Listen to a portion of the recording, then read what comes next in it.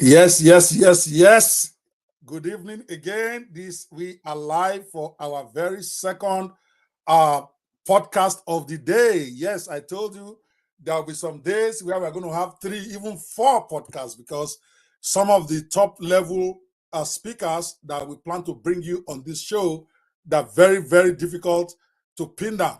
And if I can get a time for them, you bet I am going to be going live with them. Of course, we are going to be rebroadcasting this for many of our viewers who are not able to come back for this second session. In fact, we're having a third session tonight. After PROF, we are going to be having another amazing gentleman, the neurodivergent guy, is going to be here for the third program of today. So PROF is in the studio. We are waiting for him to get himself together before I introduce him. But before we even go deep into introducing my guest for today, this is probably the biggest guest I'm going to be having on this show. When I introduce him, you will know who I'm talking about.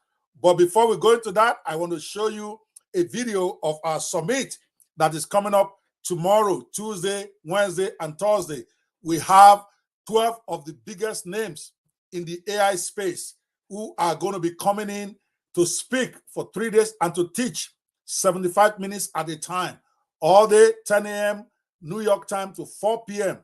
Tuesday, Wednesday, and Thursday. We're going to be having the best of the best in the artificial intelligence and ChatGPT monetization field. They're going to be coming and they're going to be teaching. Here is a video in that event. When we come back, I'm now going to introduce our special guest for this episode.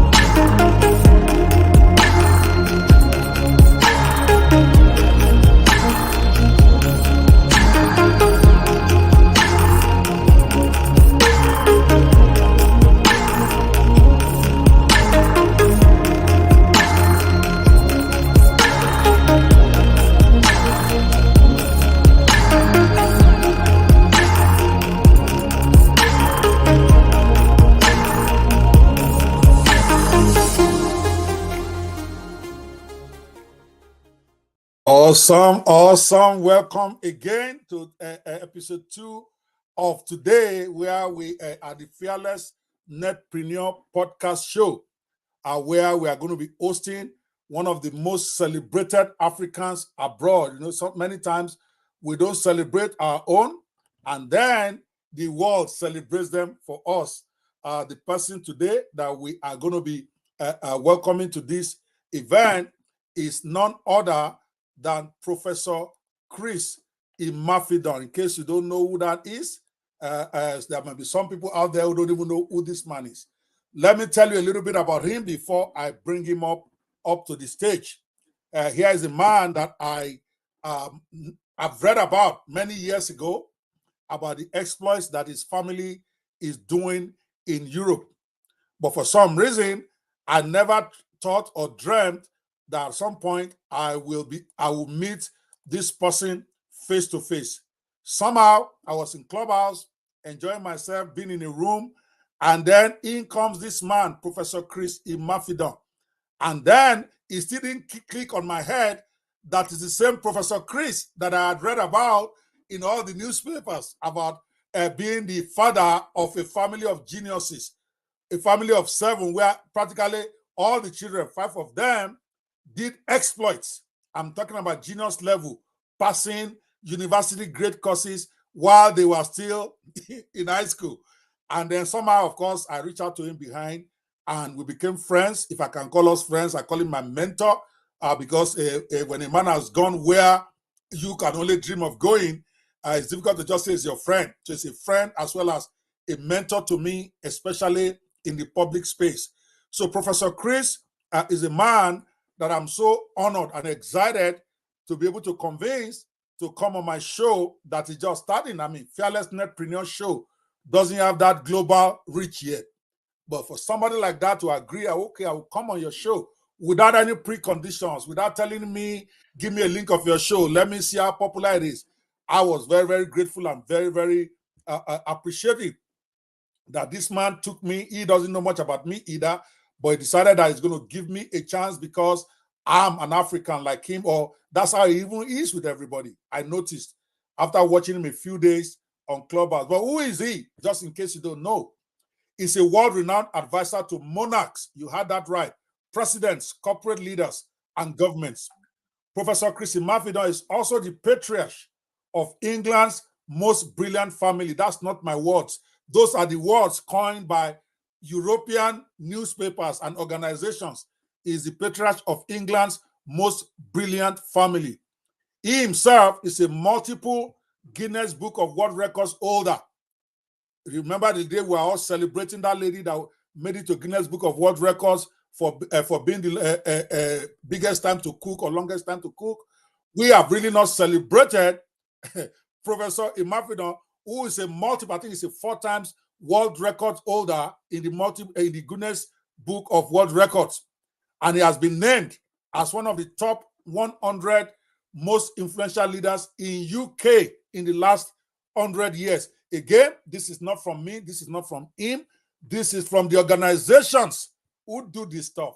Top 100 influential leaders in the UK in the last 100 years. That's the man we're having on the show today. He's a Wall Street Journal best-selling author. I've only met one before personally. Okay. I'm meeting another one now. A Wall Street Journal best-selling author, a 7 times bestseller, by the way, 7 times. I thought that was good, but I don't have this bestsellers levels that this man has had. And is a mentor to New York Times best-selling authors. Now, you see why I say he's my mentor now, because I want him to mentor me to become a New York Times best-selling author. He's wanting to be a bestseller on Amazon. I've had that one. Amazon is small boys to New York Times best-selling status. He's an advisor to the royals, like I said, and author of the best-selling book on the Queen of England. We're going to be talking about that. Now he's training and mentoring in AI prompt engineering and business applications of AI. He is the co-author of the most, if you remember that bestseller, Silver Linings in the Post-COVID-19 Clouds. Now, guys, that is the man that we have on the show tonight with me. It gives me great pleasure to introduce my brother, my mentor, my friend, and of course, advisor to the Royals, Professor Chris Imafidon. Welcome on the stage, sir. Thank Guys, you. give me an emoji wherever you are, man. This is the man. Go, Thank sir. you. Say hello to us. Yes, sir. Thank you very much. Thank you for the work you do. It's one thing to know, it's another thing to share. The process of sharing, and especially when it comes to knowledge, is one thing. You know, when you have resources and you share it, you get less. But knowledge is something, if you share, you get more. So it is more blessed, always more blessed to give than to receive. And it is a joy for me to be able to join you, support you, and encourage you in this journey of raising giants. Because there's nothing good in just being a lake. It's better to be a river where you flow, knowledge flows, knowledge flows. And that's one thing that struck me the first day I heard you speak. I knew you had something to give and very willing and generous in your spirit to give to everybody. So that's why I salute you, because many people keep their secrets and they keep it within the family. So when I see people that have that generous spirit, we must encourage them. Thank you very much.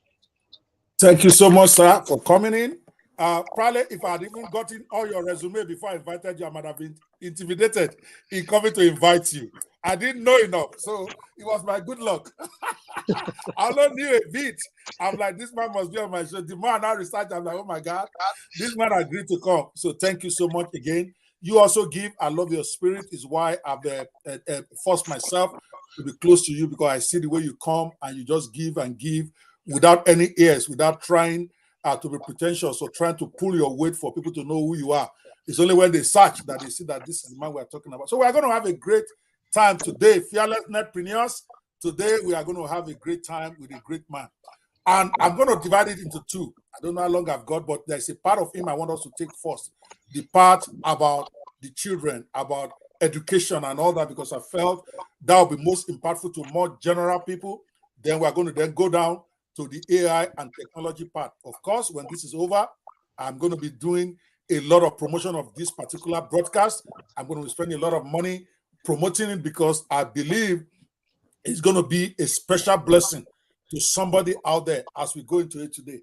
So, sir, you know, before I even ask the question, let me show a picture that I want those who might be watching this, they may not even understand, because the question, maybe the first 5 to 10 questions are going to be around this.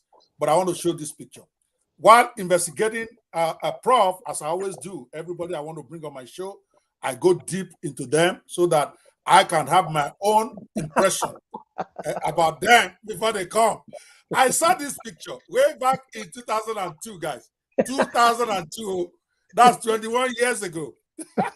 Some of these kids are multiple graduates right now. It's going to tell us about them. And I was torn. Starting from Peter, the man passed GSE maths at the age of 6. GCSE, that is the secondary school or high school as you call it. The boy passed it at the age of 6. A-level maths at the age of 7. You can't make this thing up. He probably saying it himself and say maybe the man is exaggerating. This is straight from a very reputable newspaper on the internet, and I cropped it out. And he studied law at Oxford. You would think having just one of those type of people in your family is big enough. Then you go to Samantha, who passed Maths GSCE, another high school exam, at the age of 6. Secondary school from the age of 9. Guys, then you keep moving. That is number 2. It's an Imafidon too. Okay? She will have changed her name now. He's going to tell us where they are now. This is 21 years ago, guys. Then there's Paula, who passed GSCE maths at the age of 6. Following in the, I don't know who's older of the two of them, between Paula and Peter. A-level maths. They are twins. Yes. I see. So both of them, imagine, twins, they passed GSE, that is high school, secondary school graduation. At the age of 6, they passed maths. A-level at the age of 7, A-level maths at the age of 7. Then you move on to Samantha, who also passed GSCE maths at the age of 6. Oh my God. And secondary school from the age of 9. Now you move to Anne-Marie, A-level maths at the age of 11. This must be the slowest in that family. But at the age of 11, he passed A-level maths. Not secondary school now. A-levels, where you have to, most people there are like 22, 23. She passed it at the age of 11 and entered Oxford at the age of 15. Gentlemen, masters, got a master's at the age of 20. I got my master's at the age of 26, and I thought I was a genius. Okay. Then we go to Christiana, entered university, right, at the age of 11. Got degrees from Oxford and University of Pennsylvania, 2 separate continents. She locked it down. And their father, professor, and father, researcher of ophthalmology, the person who brought all of them to the world, is right here on this studio with us. This is got to be a record for me. What's going on, sir? So can I still have a son left. Can he marry any of these girls? Are they still available? Because I need geniuses in my family. What's going on, sir? How did you do all this? Okay, that has to be my first question. It's a formula. Is it what? It's a formula. Any fool can do better than us, because we didn't know what we were doing then. We were just experimenting. But we had that understanding that everyone born onto this planet born a genius, period. Everyone, without exception. Even the American Constitution, the first words, just listen to the first few words. We hold this truth to be self-evident that all are created equal. So at creation, at the beginning, at the starting point, all of us are equal. Then listen to this. Just finish the sentence. Then it goes on to say, each of us is endowed by their creator.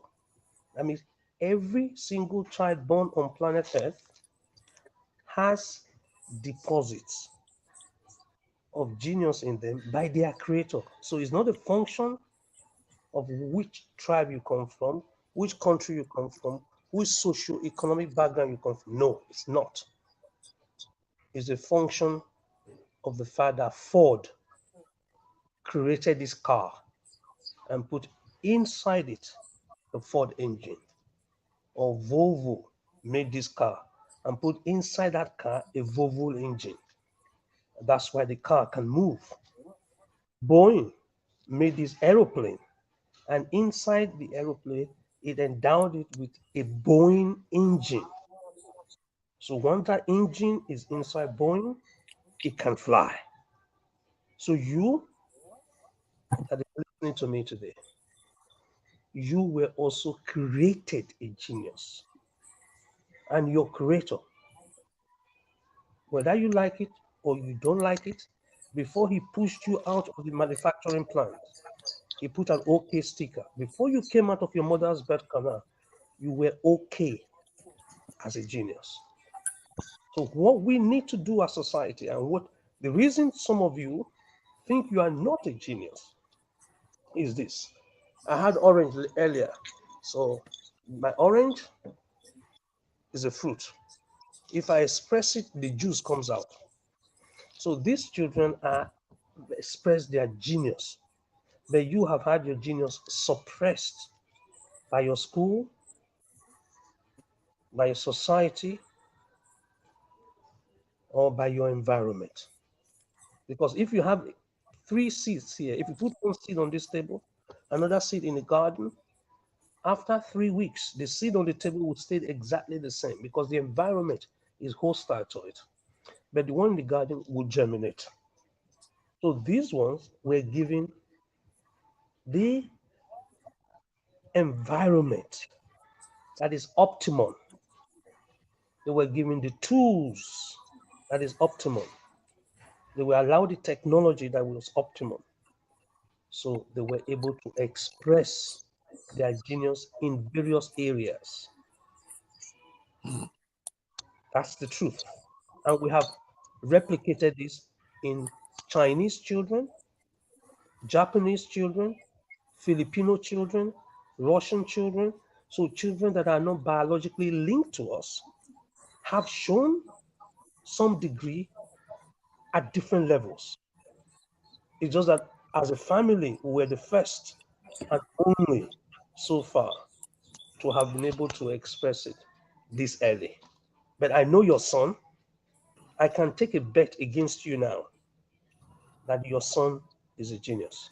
Right now, I can take it live. Because we are going to give him this.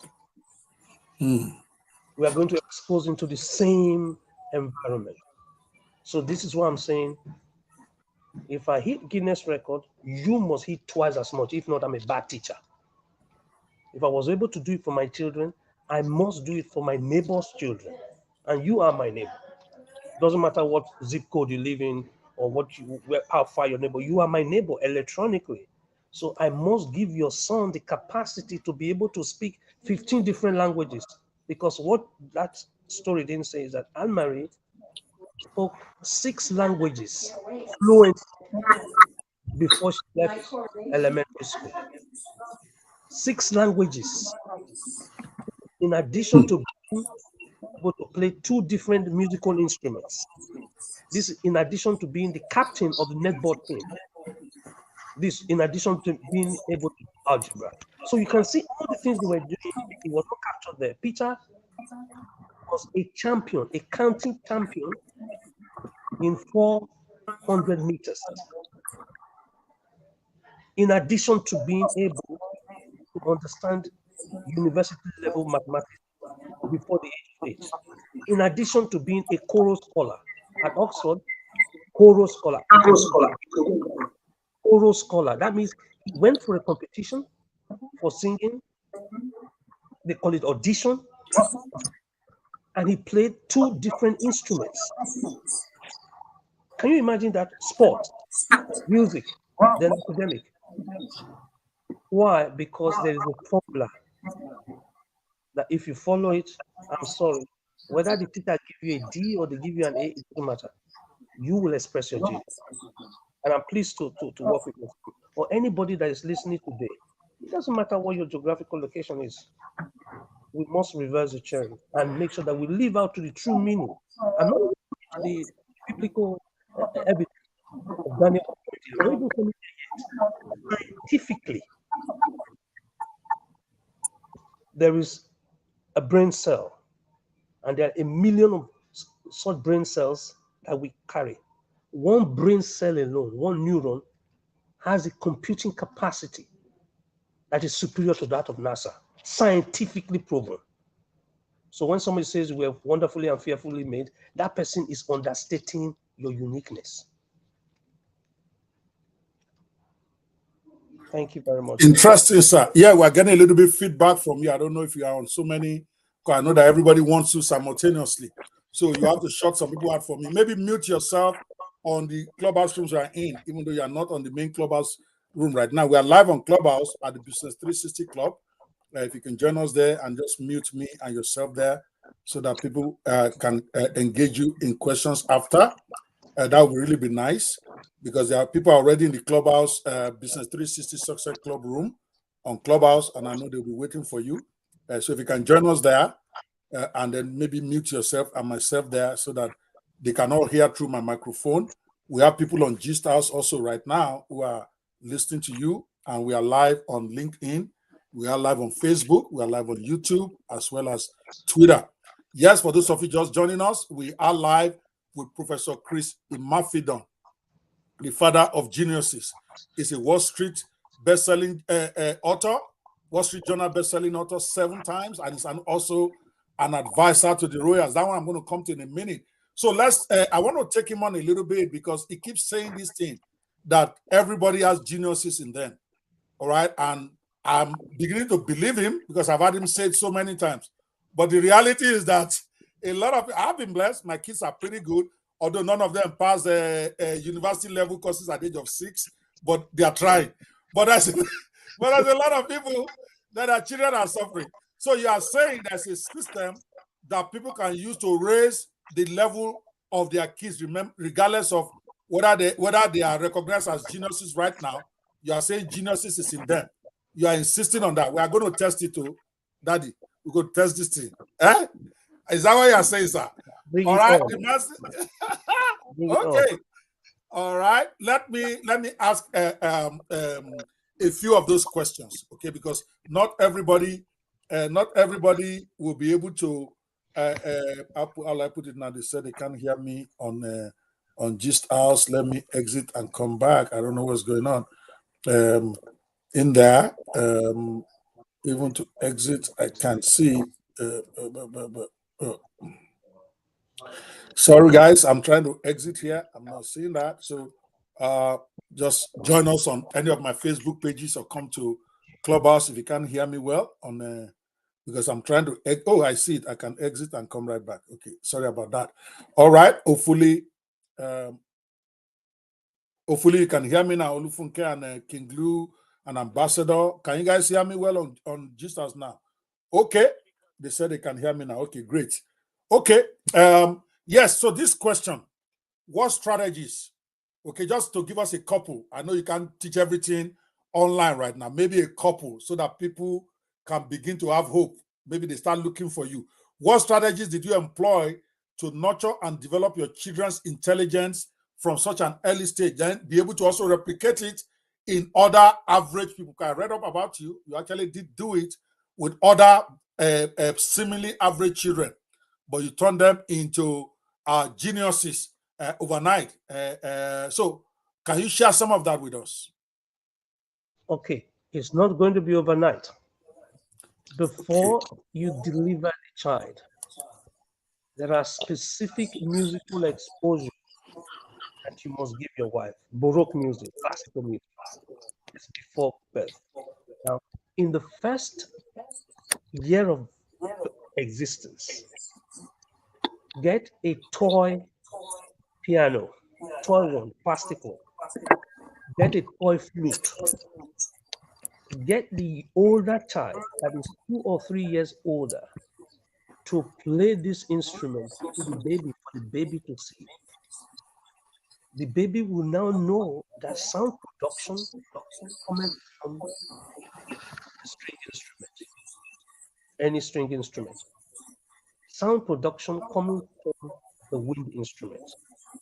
So you must be very heavy on music because the neural pathway, the way the cells connect and interconnect in the brain, is severely affected if you expose that child to raw classical music.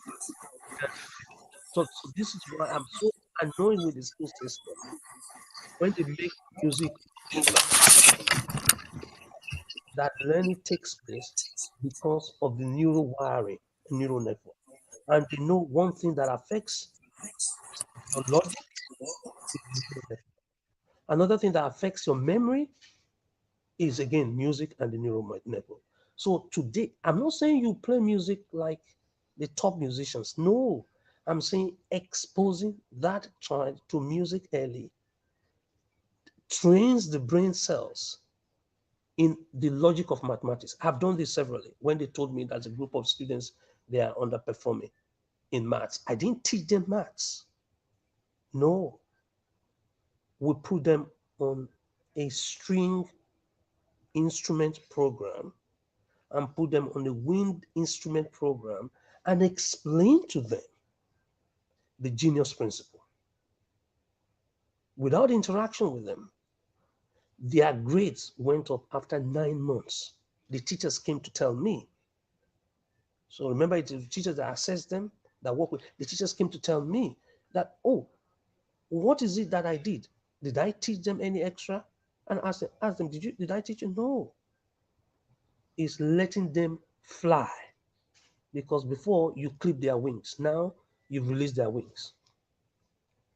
So if you can get the music right, then you understand their methodology.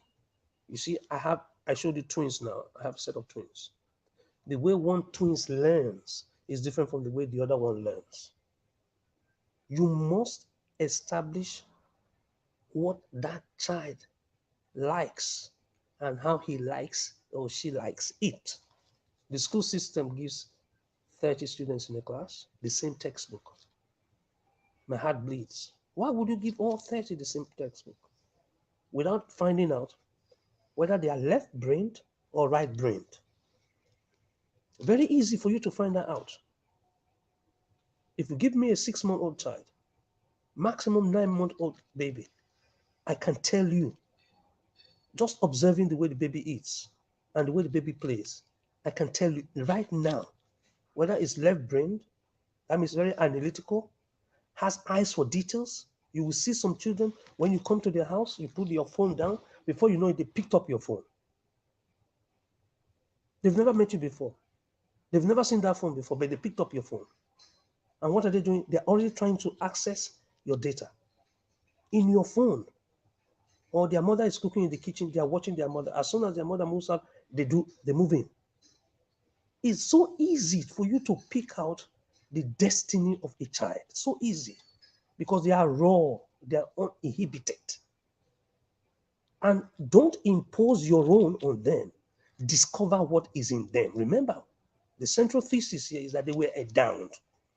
So Tiger Woods' father was able to find out this is what Tiger Woods is predisposed to, and then encouraged Tiger Woods and supported Tiger Woods.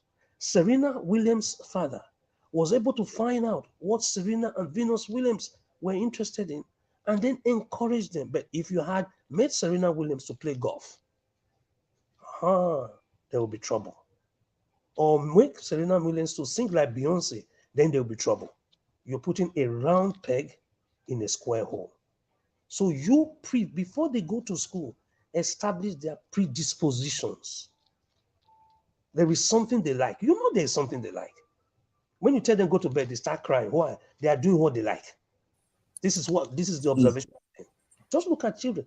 They are born in the same house, eat the same food from the same parents, but one would like to go and sit down and be trying to open that video recorder. Until you open the video recorder, it's not going to go anywhere. Meanwhile, the other one will watch cartoon. Meanwhile, the attention span of that one is only 20 minutes. When you give him remote control, he will still watch that cartoon all day Saturday. He won't go to the toilet. If you send him a message to do, no, daddy, I want to go to the toilet. No, he doesn't want to do it. That's why he's still using it as an excuse. The formative signs and signals that these ones send to us, that we as parents, as uncles, fail to detect. And because we fail to detect it, we miss it. And they get frustrated because what they want to do, we're stopping them from doing it. What they don't want to do, we're imposing on them. So what do? We now have forced failures. They're not failures. If you allow them to flow in their area of gifts, they are not failures. They may be choreographers. But you don't want them to be a choreographer. You want her to be a doctor. Then you can see the conflict between the parental desire and the God-given gift. Amazing. And I've seen that. Amazing. Well, guys, I hope you guys are paying attention. I think this is one of those pivotal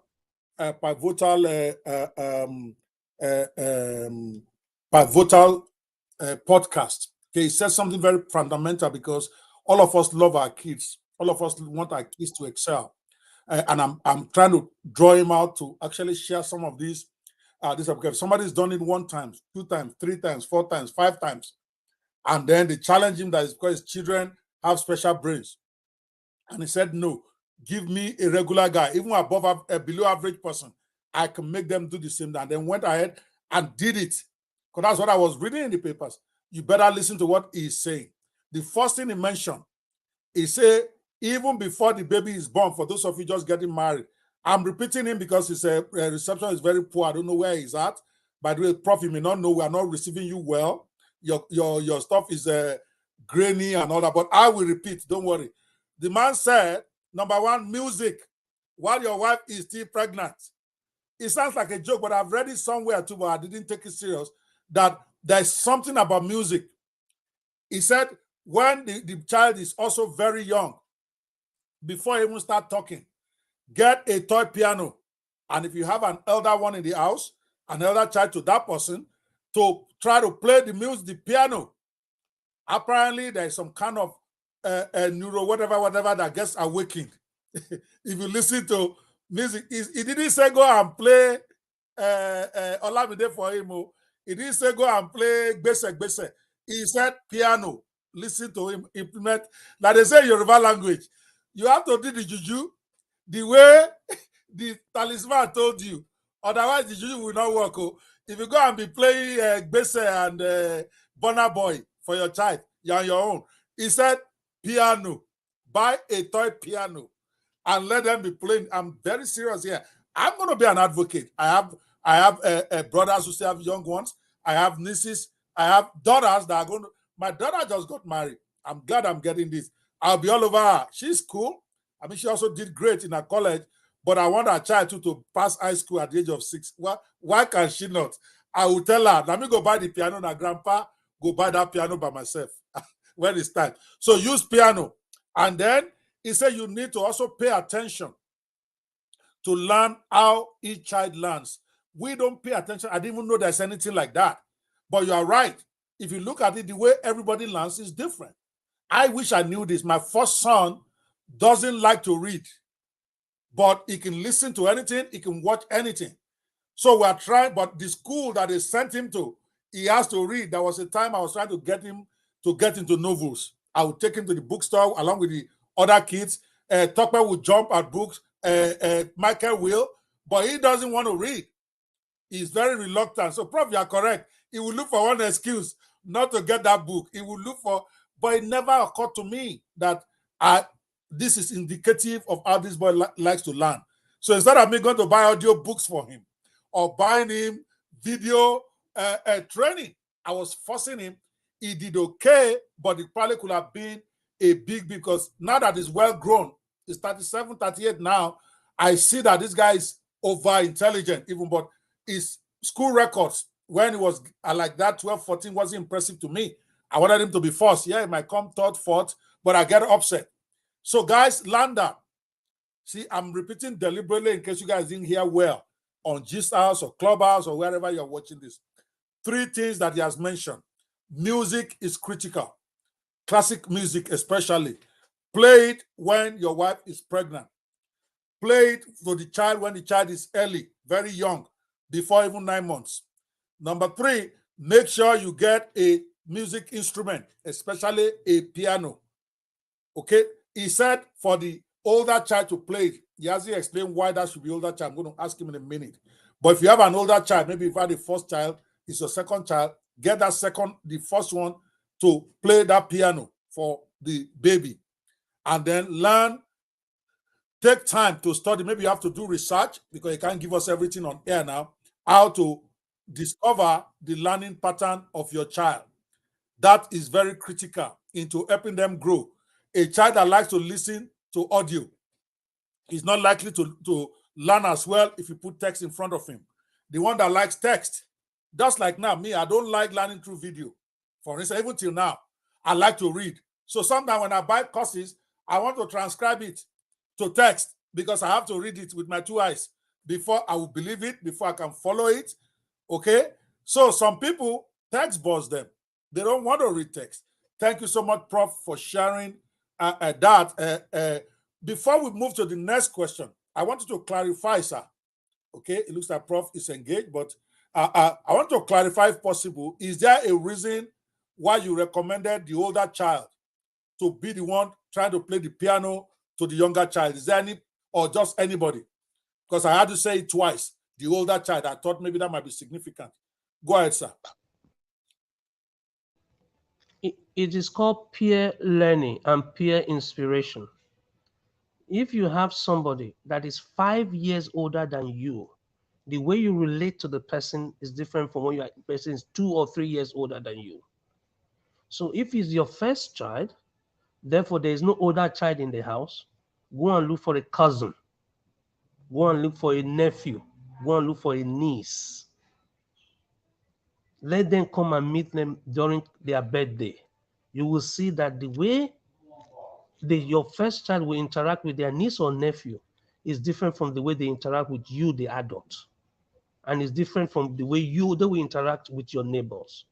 Because they have the confidence of you of not being judgmental. It's called peer. This is scientifically proven that you will learn more from your peers than you learn from your professors and from your parents. Please write this down. If you forget everything I said today, you will learn more from your peers than your parents or your professors. A professor will come to the class, face the wall, and lecture for 2 hours. You won't know what he said. Then when you meet somebody that is just a year ahead of you in the same course, you ask him, oh, don't listen to that professor. That's how he talks. But he will tell you everything the professor said and make you understand it in 5 minutes.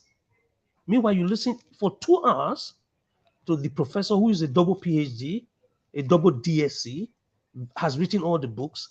But when it comes to communicating it in a non-vocabulary way, the professor falls down. But your brother, your sister, that will tell you, look, this is the reader they read last year. It's the 15th edition. Your own is the 16th edition. Here is how you navigate it. You will find out that you follow your brother, you score the highest marks. But if you follow your teacher, you fail. So peer-based learning must start at very young age so that that child connects with their peers and learns from their peers. I almost said I'm done. Wow. Thank you. Peer-based learning. Yeah, that's number 4, guys. We are going to draw everything out of Prof tonight. Before I even go to the main reason, he thought he was coming to my show. We are supposed to be talking AI. But this part, I think, is more beneficial to more people than these few of us that are doing AI.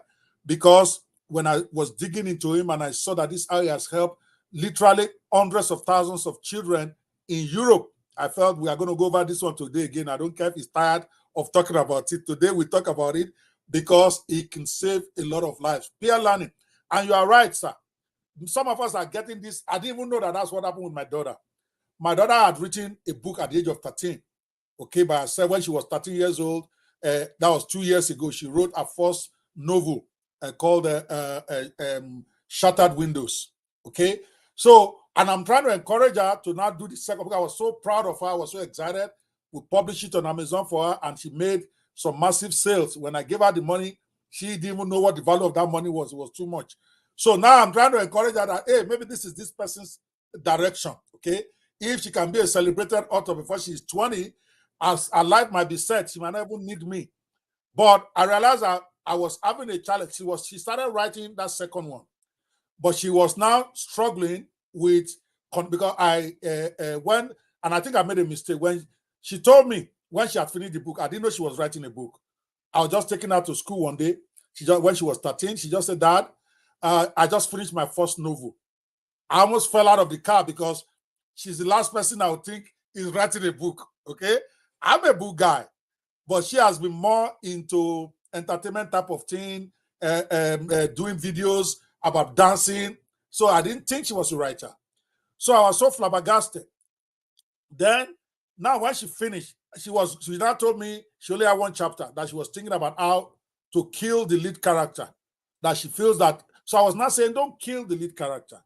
That I was not telling her about Harry Potter and co. That listen, that character that you created, figure out a way to prolong it, because you might end up having a series, because it's not so easy to get a good character.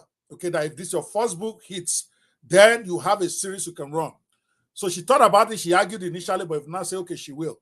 So she ended the first book basically putting the lead character, who's another young girl, a 15-year-old child, in a mental sanatorium, because it's about a child with parents with mental problem. At one point, I thought she was talking about me, but she reassured me that it's not you, Daddy. I'm like, okay. Anyway, she put that child ended up in an asylum. So when she was trying to write the second book, she was struggling with how to break that child out of the asylum to start the second follow-up. But I couldn't reach. I was trying to help her out, but she wasn't. I thought she wasn't listening to me. But apparently my level was too high or too different from what she wanted. She never wrote anything for 4 months. She said she couldn't. So our cousin now visited just this 2 months ago, this less than 2 months, when this holiday started, which is about a month plus. So our cousin from Dallas, who is the daughter of my junior sister, came in from Dallas. They are about the same age. I think I was older by like 3 or 4 months. So came in to visit. And then, so while we were eating one day, I just complained about that. This, your friend has been trying to do second book since that. It's been 6 months. She has never been able to write one chapter. Guess what? After that, we talked, and then they're always in the same room. They stayed in the same room, so they're always doing their thing, always doing, having fun. I went to Atlanta, about less than a month ago. While I was in Atlanta, they told me, I was speaking to both of them. They said, the cousin was not saying, we are writing the book now, that Daddy, she's writing. Guess what? By the time I came back, I was there for 6 days. By the time I came back, she had almost finished the book. And now she has finished it in less than 2 weeks to buttress what we are saying. So I was like, what happened? Apparently, the cousin was able to explain to her in a way that helped her to overcome the writer's block about bringing that girl out of the asylum, to prove what you just said. But I didn't know that.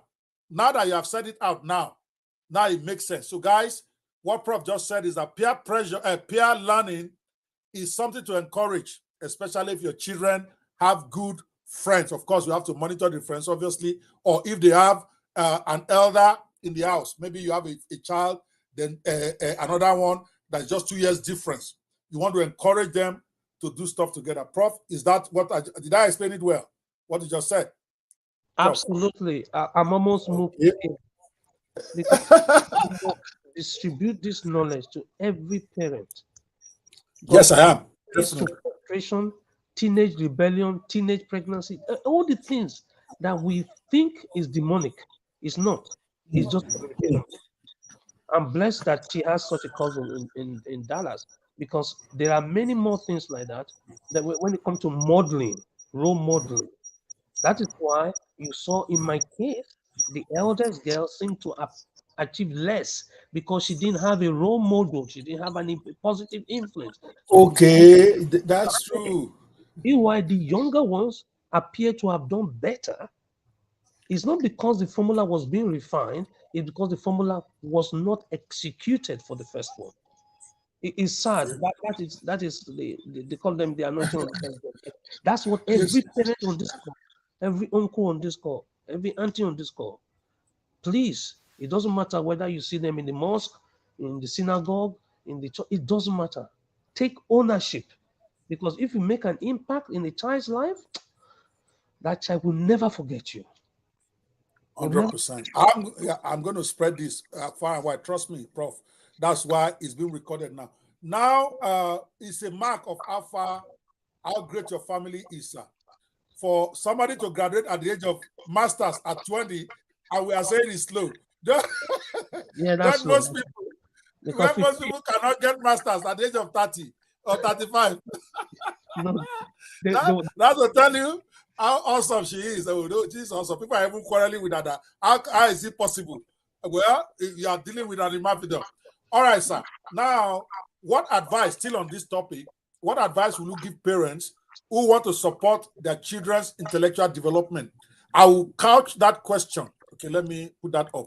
I will couch this question with my own mistake. Talking about this same my daughter, is my Harmony, her name is Harmony. When she told me at the age of 13 that she has finished a book, okay, I started pressurizing her, okay, rather than letting her go at her own pace, because she didn't tell me before she started the book. But like every ambitious father, I was like, okay, you have finished your book. When is the second one going? Actually, before she told me she has almost finished the book, that she only has the last chapter. That's when she told me that she's at the last chapter about the book, right? So rather than me letting her finish the chapter, we didn't even discuss how to end it at that point. She just said, I have only one chapter to write. Now, every morning when she wakes up, I'm asking her, when are you going to finish that? And she froze. She froze. She could not write for about 6 months. My daughter did not finish that book, even though there was only one chapter remaining. Later, I realized I'm the one that is the problem because I'm pressurizing. So I stopped talking about it. When I'm taking her to school, I don't even refer to it anymore. I don't talk about books. And I think finally she relaxed. And then she told me a few weeks after that she has not finished the book. But for that 6 months that I was asking her every day, I even tried to buy book. Like, if you finish the book this weekend, I will give you whatever. She said, okay, daddy. But Monday will come. Nothing is happening. And my wife now told me, that's why you need to slow down for this girl. You are not the one that told her to go and write a book. Let her finish the book in her own time. Okay? This one that you are asking her every day is why she can't write. So I realized that some of us parents, we try to help our children intellectually, but what we do is we actually end up hurting them more. So what advice will you give to parents like me and those out there? I'm even almost done with parenting, right? That many people are just starting. What advice will you give them for those who want to support their children's intellectual development? Go, sir. please listen to them. Collaborate with them. Collaborate. Don't direct them. When there's a top down, that's when there's rebellion.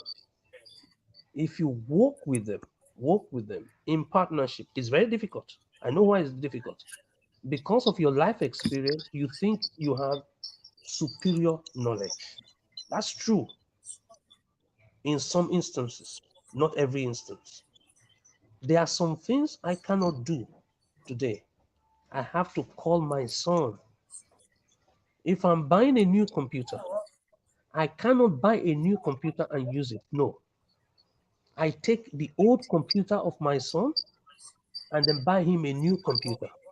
If I'm buying a new cell phone, I cannot buy it. I must defer to him because he knows about all these gadgets. He knows the latest. This is me that is a technologist. If your daughter is very vast in one area, you got to subordinate yourself to her. This is hard because the first thing you say, oh, what would she know? She's a little girl. She's only a little girl. And the age gap always gives you that false confidence that, oh, what can he know? Come on, I give birth to him. No, you give birth to him. You didn't give him the gift. You only gave birth to him. You didn't know the extent of the gift. Solomon was bigger than David, but David gave birth to Solomon. If you don't produce something bigger than you are failing. So you must step back at the age of 5. Begin to find out what is he so good at. And then you step back. Do you know what happens to him? His confidence will grow, or her confidence will grow. Her personal development in that area will grow. Next time she's at the bookstore, she will buy a book in that area that he or she likes so that she can extend her knowledge. So this is the reason why up till now, I have to ask my son questions about technology. Up till now, I have to ask my daughter questions about fashion. Each of them have gifts. If we don't recognize that gift, if we don't recognize that gift, we will suppress the gift. And who loses? We. Not just the child. We are the one that are going to lose. So respect them, tactfully encourage them in the areas where they are very fluent. You can see if something don't come to them easy. It might be cooking, it will come to them easy. It might be talking, it will come to them easy. It might be singing, but it comes to them easy. Those things that they effortlessly do, that is their domain of genius. Don't tell me, oh, I don't know what this boy is good at. You are lying. Because at 4, you knew what he was good at. It's just that you didn't like it. Or you say, oh, he got it from the mother. Oh, no, he got it from his father. Therefore, And that's how parents are. You are correct. For young and adults, you suppressing that genius. You say, oh, no, you are just talking like your father. I don't want you to talk like your father. No, but the guy is practicing his oratory. He's going to be a lawyer. That's what he's demonstrating to you. He's going to be an advocate. But you say he's a talkative. And then when he gets to school, they write his name in the list of noisemakers. And so he now becomes... Who is Oprah? Oprah Winfrey is a talkative. If you told Oprah not to talk, I mean, what will Oprah become? So there is a gift that is there, but you believe is a curse. Then number 2, please, I beg of you, if you're a parent, follow me or follow other parents' models that you like. Follow people that have looked after children and have distinguished themselves. Follow the person in your congregation whose children come to church and they sit down and they behave themselves. Follow them and ask, ma, how were you able to discipline your children in spite of the fact that they are inner city? Because there is something they told their children, there's something they are doing with their children that is evident in the fruit you are seeing. It didn't just happen by accident. It happened why? Because somebody calmed down, somebody looked at the talent, and somebody nurtured it. So every book that Richard Williams, the father of the Williams sister, has written, every book, I have read it. Every book that has been written about Beyonce's father, I have read it. Every book on Tiger Woods' father, I have read it. Every article, I've read it. If I cannot see them, I must read what they have done, because there are things they have done that follows strict principles that give that result. Follow whoever has achieved. And when you read those that have failed, you can find out from them. Except, of course, the simple formula is for your parents to have had 12 children. If you are from a home that is a very large home with 12 different children, When you interact with 12 different children from the same family, you begin to see the traits that is in your child. If you are an only son or only daughter, then you are in a quagmire because your father or your mother decided not to express their genes fully. And again, that's a talk for another day. Why you must have 12 children. That's another day. And why you maybe they don't have money for many children. But yeah, yes, you are very correct, Prof. This thing you are saying, so that again, for many of the young fathers and young mothers who are listening to this, I think this program is for you, seriously, because for many of us whose children are grown, we can't do much about what we have done. Thank God our children turn out well. But many of you, because I will say now that I'm an accidental good father, because this thing is saying I wasn't deliberate, but I was doing them. For instance, we have a tradition when my kids were young, at least the last three. Okay, not Femi, that one was because I had it when I was very young. I was just doing any of that one. But my last three, we have a tradition. We go to bookstore at least twice a week. But what I didn't know, it was not as if I had it in mind that it would help them. It's because me, I like books. I like to buy books. So I take them with me. And then I release them to go to anywhere of the store they like. And then they buy, they all have a choice to buy 2 books every time we go. I only give them limit that it cannot be more than $20. But you can buy 2 books that you want. So, but this thing you are saying now, it doesn't know that I did it right accidentally, because they all pick different books. Michael, the one that is a chemical engineer now, we always pick stuff about technical stuff or futuristic stuff is what he will pick. Harmony, we always speak. Harmony is the youngest. Harmony will always speak about thrillers, about horror type of books. And to the point I said, no, you can't be reading it. At one point, when he picked a reporter, we said, no, you can't read. And then we picked this. So after a while, I told his mom, Mom, let's just leave her. Let her pick whatever book she likes. At least she's a good kid. She's not misbehaving. If that's what she likes to read, let her read. She's coming to church now. She knows right from wrong. Let her read whatever she wants. My daughter, the one that's a medical doctor now, we always pick stuff to do with medicine. But I didn't know. I'm talking about when they are 6, 8, 10 type of thing. So now Tokwe turned out to be a doctor because that's what she loves to read about. Okay, that we are even mocking her about that you like blood too much. Then my son that is an engineer now, always tinkering with stuff and buying books on that. This my Harmony that is now a thriller writer. Now that I'm thinking about it, I never thought about it before. So that's what she's been interested in. Because when she published her first book, me and her mom, we were like, whoa, this one wants to become Stephen King. We almost didn't want to support the book because the book is Shattered Windows. It was a disturbing book. Because let me tell you about her book. In the very first chapter, she had this kid coming from school and then saw the father beating the mom and then carried something from the store and hit it on the father and killed the father. All right? But he now say that's not what happened. Basically, it's like teasing you to the future of the book. But I was disturbed that I hope it's not me because I know I don't beat the mom. We don't fight at home. We don't go violent. So I'm like, what's going on here? Then when she said at that beginning that, okay, that was not really what happened. Then she now talked about what happened. She really didn't kill the father. It turned out later in the book, it was the mother that killed the father. But they killed the father in the middle of the book. So I used to joke. So you people finish me in the middle of the book. It's okay. No problem. That you killed your daddy. This is not daddy. This is not about you. I know that you guys are not violent. It's not like I've ever seen you beat my mom. So why would I?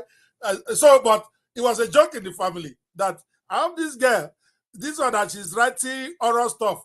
Because at the end of the day, that the lead character, also the mother forced the lead character, who's a baby, who's like a 16-year-old child, to basically try to kill her. Apparently, she was suicidal. The mother had a mental problem.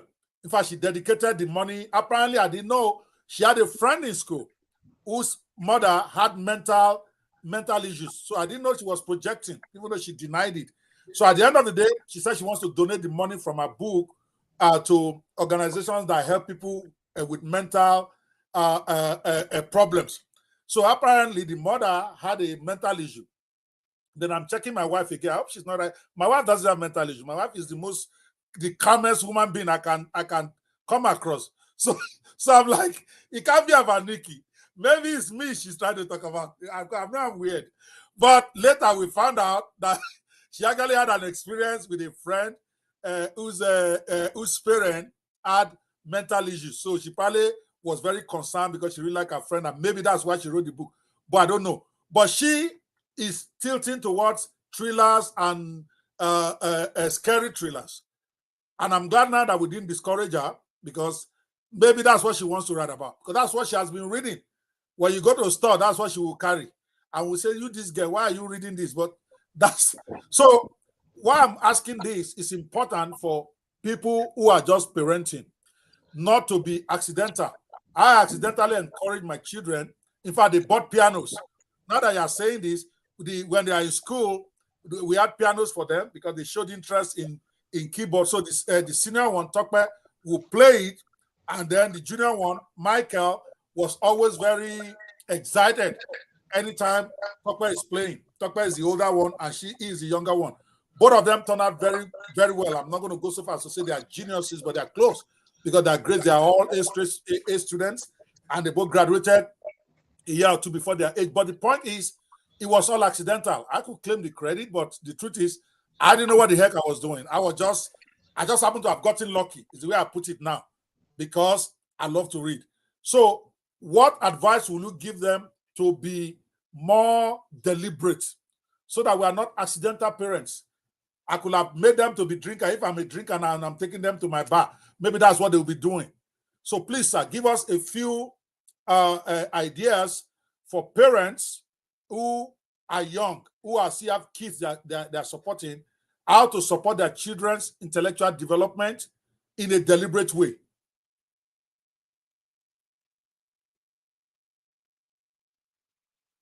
One thing that I didn't say in the music thing is that during the Sunday services or the orchestra display weekly, you must therefore start enlisting them once they hit the age of 7. So they go into performance.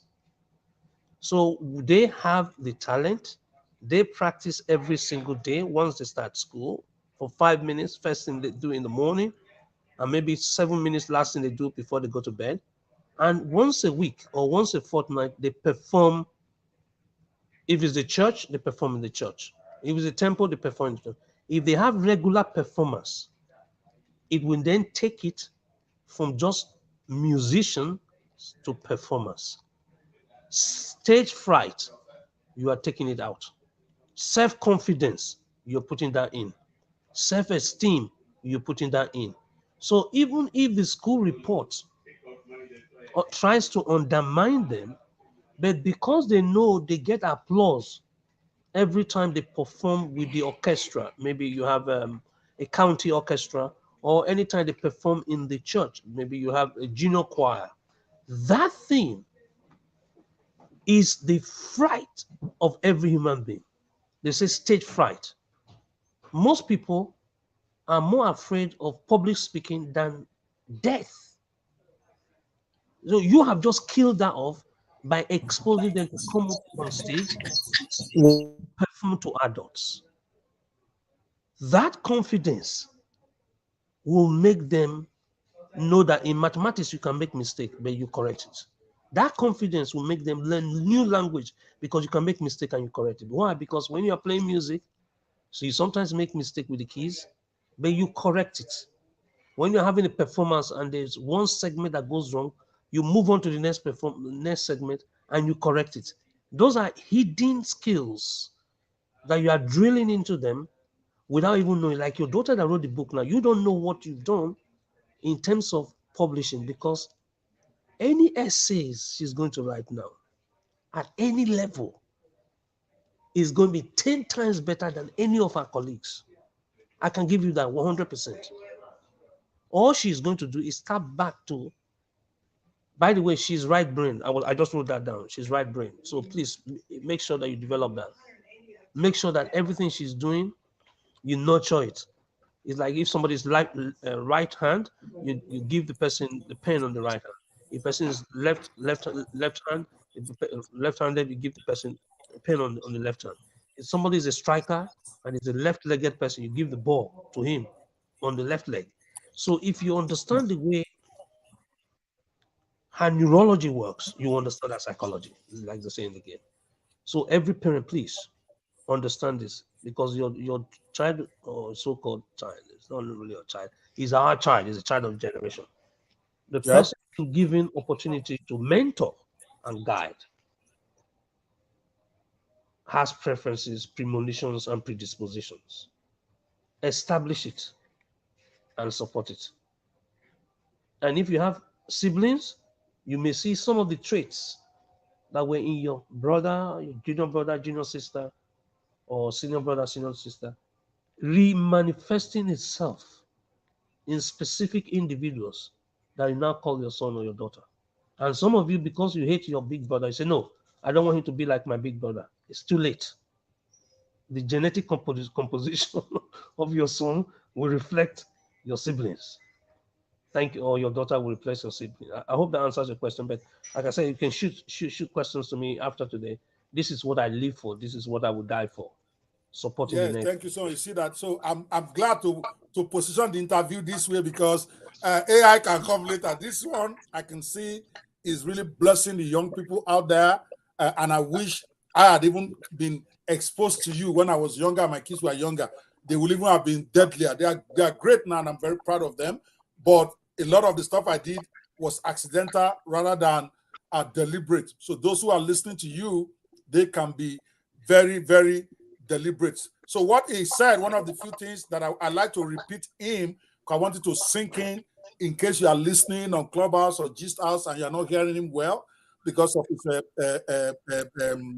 the side he's discussing from. He has said something very important also that I want to repeat, that encourage friend to be in performance, either in sport or in school. Again, Prof, for my accidental life. My daughter, the one that is the number one genius right now, that we call the the one that's, she was in about 7 performances when she was in high school, junior and high, and mother will complain, but we take her. She's the one that would, she ended up being the head of the school band in an all-white school. She became the very first black Miss Nebraska, okay, at the age of 16. Okay, because we encouraged her. The day she came to me and said, Dad, I want to contest for Miss Nebraska. She was 15. I'm like, are you okay? When I went to search the team, no black has ever won. So, and I told her that. And she said, oh, the more reason why I should run, Dad. You told me that I can aspire for anything. I used to joke that with them when they are young, that you can be anybody you want. That me, I may be limited because I didn't have parents to guide me well or have the money. But anything you want, you know, Daddy will pay. So anything you want to become. So she reminded me. She said, you used to tell me that. So that now that I say I want to run for Miss Nebraska, you're telling me black people don't win. So I surrendered. And she went. Okay. So the first time she didn't win. It was the first year she tried at 15. She didn't win. They have Miss Nebraska teenager for 16. But she went at a year younger because she said, I will go. So she came in third. But because I'm who I am, yeah, she came third, but I didn't care. I'm like, whatever. If you're going to win, the least you should do, if you're going to play, you must win. So when we were going home, I was thinking she was going to say, I'm not doing it again. And so I'm like, what? Do you know what is going to have to happen now? He said, Dad, I know. I'm going to have to go again. I said, yeah, you're still under 16. It's for teenagers. So until you're out of 17 or even 18, you can still go. So she said, okay, I'll go. So she went the next year and won. But she was in she was in track and field. She was in a drama in school, but it was inconvenient. I almost told the mother that she can't do more than one. But the mother said, leave her. So maybe it's the mom that actually is the hero here. Because she will say, are you the one taking them? Let her do whatever she wants to do. Then the mother will take her. Then our kid brothers, now you are talking about a peer, learning from peer. Now I'm seeing it. But then, to be honest with you, I didn't. It was an inconvenience. So I'm hoping all the younger ones listening now, you will learn from me and what Prof is saying. Because she was very involved in performances. All our siblings under her, Michael, also was involved in several performances. So then Michael ended up being more, even in terms of book work, even better than her because it was straight A's from kindergarten all the way to college, the one that became a chemical engineer. Now, our baby, the youngest one in the house, of course, she's even worse. She's the one that wrote a book. Now she's the one that she's the, what do they call, forensic leader now. Apparently that's when they talk. They talk on stage. So she also is doing about, I don't know, she's in school right now in one performance or the other. So we allowed it, even though it was inconvenient, but not because we thought it was going to help them. To be honest with you, it's just that I just have had this attitude to let the children be who they want. Okay, I'm a lawyer. I never encourage any one of them to be a lawyer because I didn't like the way I was made to be a lawyer. My dad filled my jam form and said, because you and then he filled law there because law is the most prestigious for those who study arts. I'm not very good at math. And he didn't care. He said, you're going to be a lawyer. He told himself when he was young, according to him, I'm going to have a lawyer, I'm going to have an architect, I'm going to have a doctor, and I'm going to have an accountant. There were 6 of us. The man already assigned role to everybody before we were 5 years old. So thank God, my junior brother is Shegun, the one that is a director at ExxonMobil now. He's the only one that had first class in his accounting in Unilag. So that one became an accountant. I became a lawyer. My brother became an architect, but we never got the doctor. So, and my dad was still very upset until he died. So now that I got a doctor, unfortunately, he's dead. He probably would have been happy. But my point is, we were just lucky. We were accidental. So guys out there, it is not a chore. If you really love your kids, that's what Prof is saying. Let them be involved in performance. It helps self-confidence. You are very correct, Prof. This thing you are saying. My last daughter, the one I'm talking about, the Harmony, that is the baby of the family, right? Typically, she's big for her age. What you can even say, quote, and they don't like to use the word in America, but what it is, she's fat for her age, very big and all that. If she had not been doing that performance, maybe she would have had self-confidence issues. But now, with her big height self, she doesn't care. She's the one everybody is following, okay, because she was doing performance at an early age. So she was able to get over the self-consciousness, the self-whatever. So I think you are very correct because I'm trying to project it to my children and to see what happened with them. And this thing you're saying is very correct. I just didn't know that it was, or that I would have done more. I would have been more involved. I would have encouraged them even more. You were spirit-led. I think so. I was spirit-led because those things are inconvenient. And I'm telling the parents of young ones now, they are very inconvenient. They're expensive. Sometimes they want to go out of town to go and perform. You have to pay. They don't pay in America. You have to pay for the ticket. You have to either go with them or get your wife to go with them. But for the sake of the children, in retrospect now, I didn't know that's what helped them. Because I used to ask myself, what did I do to deserve such a genius kids? Okay. But I realize now is really something I did accidentally. Because all these things you are saying, I did. I just didn't do it deliberately, forcefully, and more aggressively. So those of you listening, you still have opportunity to do that. Okay, it's not too late. Thank you so much, Prof. I want to go, before we leave this issue of children, I'm enjoying it so much. I want to ask a couple more questions. Now, going back to your children as the case studies now, okay? Now, you have these kids at the age of 6, 7, they're already breaking tables. Somebody passing math at the secondary school level at the age of 6, then another one doing it again at the age of 6, then another one doing it at the age of 7. There is bound to be some social or emotional challenges, okay? So, did your children ever face any social or emotional challenges due to their exceptional abilities? And how did you address that? I'm serious. All these clips, I'm going to take it to the world. So you have to answer, Prof. You got to answer this one. I'm laughing. No. I'm laughing because you already answered your question. If they are only good at mathematics and they are introverted That means the only thing they do is mathematics. Then their social skill will be underdeveloped. But if you are in an orchestra, you are in a netball team, you are in a hockey team for England. The twins played with the British team, hockey team. Christiana played with the netball team. Amari played netball. And Samantha was captain of the relay team. Did you hear the word I'm saying? Team, team, team. If you are involved in team sport, it's impossible for you to be isolationist. Because when you are on the pitch, everybody is not only equal, everybody is fighting for one thing. When you are in an orchestra, everybody is not only equal, everybody is interested in the performance. That's why I said orchestra. That's why I use the word junior choir. When you're in the junior choir, nobody cares whether you have a double PhD or you sing a mezzo soprano. Oh, I think we'll come for another day. Samantha, without me knowing, they released a musical album while she was at Oxford. Without me knowing. A musical album. Wow. Wow. And it was retweeted in Hollywood. No, come on. If you are only one tracked, yes, this question is relevant. But if you are spread out, this question is a joke. You need to see Amari. I wish Amari can come on this call. You can get any of Amari. Yeah, we'll love if you can come. I would love it. Maybe I'll bring you next time. You bring a couple of them. I want them to speak to their generation. I can't afford our speaking fees now. You have to use time to bring her now. Maybe you are saying hello. Because me too, I can't afford our speaking fees now. But we need her to share with us. But thank you so much, sir.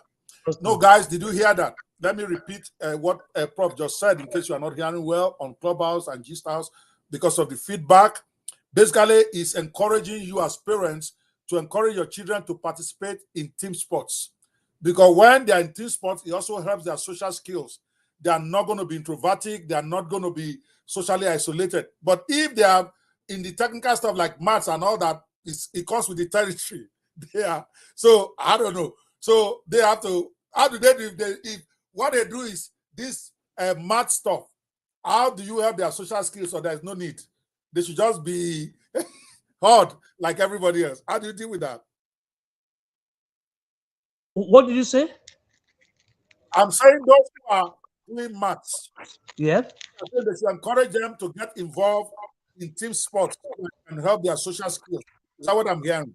Yes. They already do it anyway because listen, you're already so far advanced in maths that you have gaps in your timetable. What do? You go and do other things. That's one. Then number two, what I didn't know, my daughter was very generous. So she was helping other girls that found maths difficult. Now, if you help other people that have a perception of the subject, do you know what you are doing? The bonds of friendship, the bonds of really up till now. She has friends from primary school up till now. Why? Those were told by their teachers that they don't have brain, they are dumb. And then she helped them, and she helped them, and she helped them. So because of that, they trusted her as their mentor and their teacher. Even when Samantha left the school in London, I was in Reading, her friends in London were still communicating with her and asking her questions about what they were taught in class. Because your friend that helped you yesterday, you have a special bond with the person. So it's very, very important that you understand this. Because if you know maths for yourself, you only want to come first. You don't want to share knowledge. Then you can start thinking about this. But if you share a lot, you have a group of disciples. They'll fight for you. If anybody trying to bully you, they will deal with the person. And then they paid Amari in school one day. She said, no, she doesn't use her lunch. This. I said, why? He said, all her friends are giving her their lunch ticket. I said, why? He said, because I help them with their homework. I sit them down, I explain to them, and they do it for me. So I help them. So she became a deputy teacher, and she was being rewarded financially for it. So these are practical things I have seen. I've not read it in any textbook. And therefore, I encourage all my students that came after me, say, please help those, especially those that you know are bright, but don't get maths. Or you know are bright, but don't get English. Or know are bright or don't get language. You know they are bright. So explain to them, because in explaining to them, guess what happens to your knowledge is reinforced. So it's a win-win situation. Thank you very much.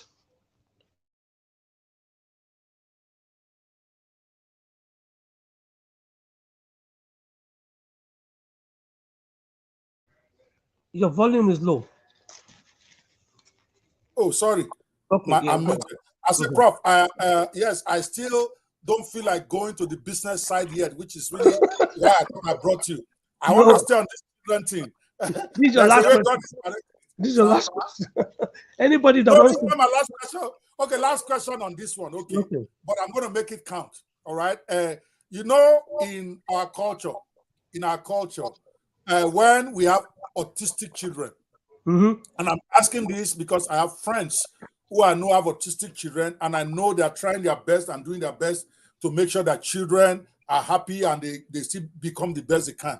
But in a place like Africa, the tendency is that when you see an autistic child, because we don't have the education or the exposure, is to think that they are dumb or they are stupid or they are not intelligent. In fact, you see some of their parents being ashamed or being embarrassed to bring them out in public. So my question to you, which will lead to the request I'm going to make, is the last question on this children part, I promise. But what suggestions can you give to help parents and friends bring out the genius in autistic children? Because it is more, there's more of them now. I don't know why. I happen to have 3 or 4 friends that have autistic children. And I know there are so many of them out there in the world now, but they're not getting the kind of support that they should get, either because of ignorance, because of the way many of us are brought up. And I know that you have been doing near miraculous work with autistic children all over the world. So there is no way you come on my show and I will not ask this one. You know that is coming. So how can we help autistic children? And what do you have for their parents that will help them to be better parents to their children? Go for it, sir. Oh, thank you very much. I don't know whether you know, I'm autistic. When I went to school, the teachers wrote that I'm autistic and that I cannot learn.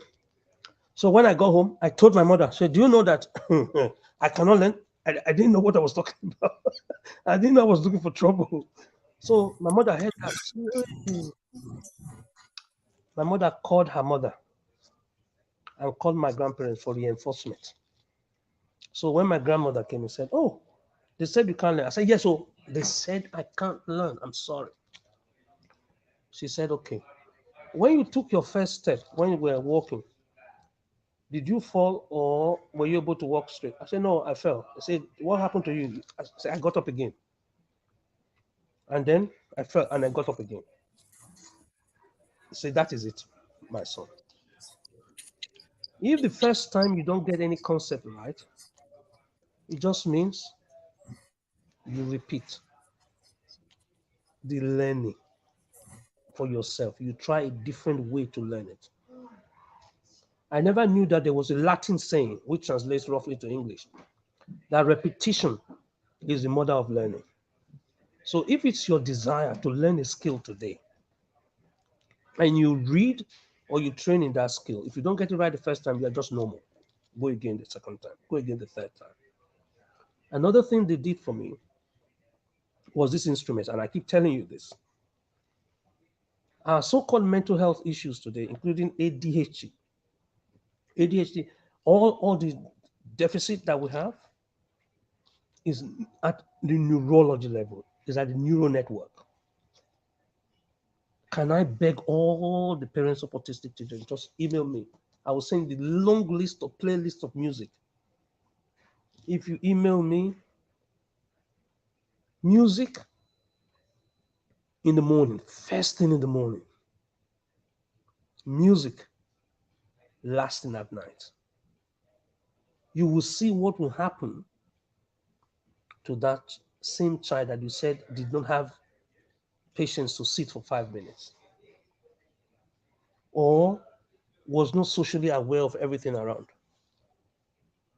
Because there are different frequencies that is able to connect with their neurosensory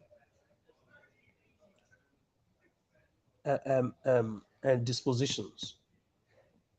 If you follow me on Twitter, you will have seen me. The Speaker of the House in the United Kingdom came down to our autism conference at the Excel. Go and check it. Just check it. And I'm able to give you details of that. So autism is not a disease. It's a gift. If you see it as a disease, you will treat it as a disease, you will denigrate the person, and the person will feel ill. If you see it as a gift, you will celebrate it. And whatever you celebrate elevates. Whatever you celebrate, you elevate. The little that that person can do, the person will do even more and more and more. So don't you ever think that the autistic child is mad, because this is the lie they tell everybody.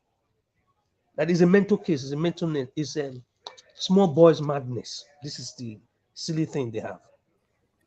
They say it's village. They'll say a village problem, and then even the parents will start becoming embarrassed to show off their kids.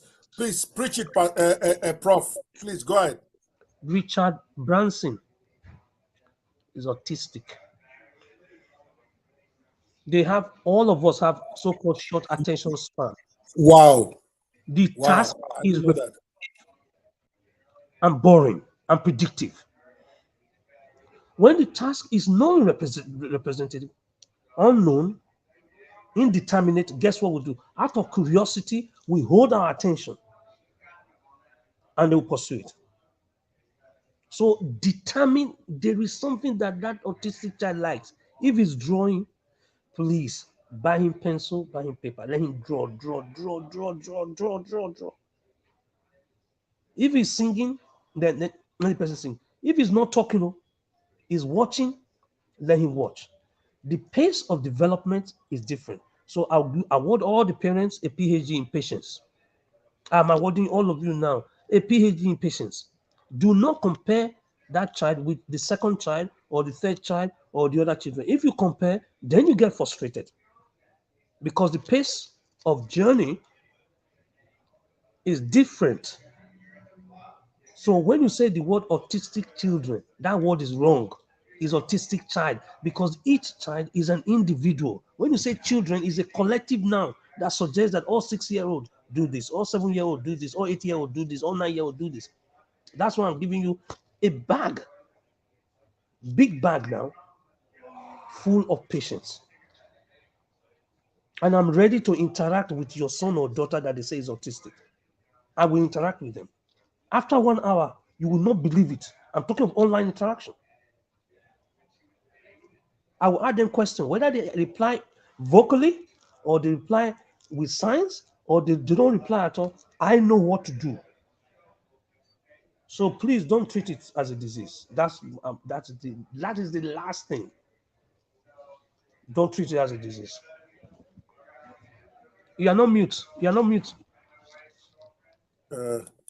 Yeah, that brings me to my ask before we move out of from this subject. I know you have promised before in an event that I was in, and some of the mothers, believe me or not, they have been asking me, will you still be willing to headline a conference, maybe a one-day conference on autistic children for the parents, okay? Something like decoding the genius of autism is what I have in my mind, bringing out the genius in our autistic and neurodivergent children, where you can address, it will be a full day conference. Me and you will talk behind and come up with the agenda for the day, where we can then promote. It will be a free event. That's my own little way of being able to help my friends who I know have autistic children, and to also help many parents who are dealing with this. We will promote it, and it will be a Zoom conference. And then at the end of it, before we end, you will give me a link for those who want to book a one-on-one call with you to talk specifically about their kids. Then that one, of course, they know that locking your time down to talk to their children will cost a little. I'm sure most of them will not mind, because if they listen to this conference and they see so many ways they can help their children, it will make sense for them to then try to engage you, because you've done this for thousands of kids all over the world. To me, it is important. And then that conference, I will record it, and then we can then put it out there for as many parents as possible to even send it to hospitals or stuff where autistic children might be visiting. Because for me, this is the little we can do for some of these parents. Like you said, you give them PhD in patience. I just bless God. I don't know how I would have handled it. I'm not a patient person at all. Even with those who don't have autism, how will I be able to do? I have asked myself. So I watch them and I see many times the patients they execute and they are still cheerful. I don't think I will still be happy if I have to deal with a child for 8 hours because I don't know what to do. Yes. So, conference, sir, I need you. I want to try to do it in the next 30 days. I will pick a date with you. Okay. Because you will be the featured trainer. I have a couple more guys who also talk about helping neurodivergent and autistic children. If I hot Potter the Third is also one of those. Incidentally, he's supposed to be coming on later tonight, but mostly for AI and stuff. But the idea is you will be the primary person that I'm going to use to promote that event. So I want to ask again, should I go ahead and start putting it together? Will you be there for me to do it? Because I don't know anything about this. I'm just going to be the host and you will do your thing. How about that, sir? It is my responsibility to tell my story, because if for autistic children, if you have a lone parent, the therapy that they give you in the hospital is different. So when I say I give the parents PhD, the parents must go and get grandparents or adopt grandparents if their grandparents are no more, because you need about 2 or 3 layers of generations, because that patience is very thin for the first generation parents, but it's thicker for the grandparents, because the grandparents have time to explain and wait, and then wait and explain and wait and explain and reinforce. But if you are dealing with an urban parent in London, in DC, in Lagos, in Lusaka or Johannesburg, what happens is that because of the pressure of time, the implementation is botched.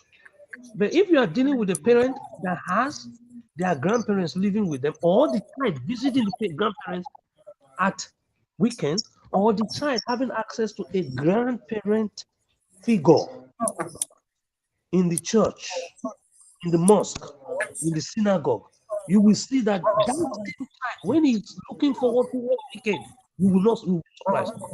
You say, grandma is coming, grandma is coming. This is a child, Monday through to Thursday, was not excited.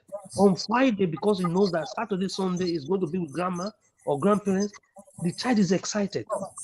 When the result comes of the test in the class, the child hides it from the parent that is living with and keeps it until weekend to give the grandparent.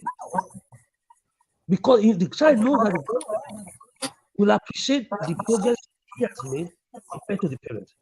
And then they ask the child, say, excuse me, we were in this house together. Why did you do this? Oh, no. You were too busy.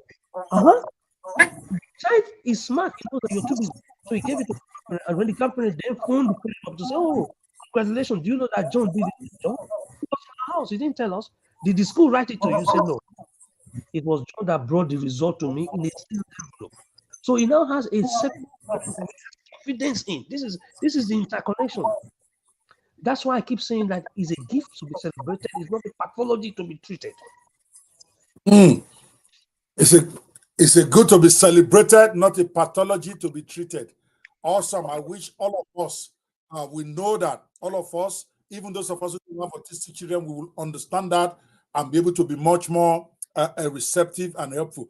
I will put that conference together because I've had some of my friends who had me say that at the workshop. A couple of them have asked me, when is it going to happen? So I'll liaise with you behind the scenes. We agree on a comfortable date for you.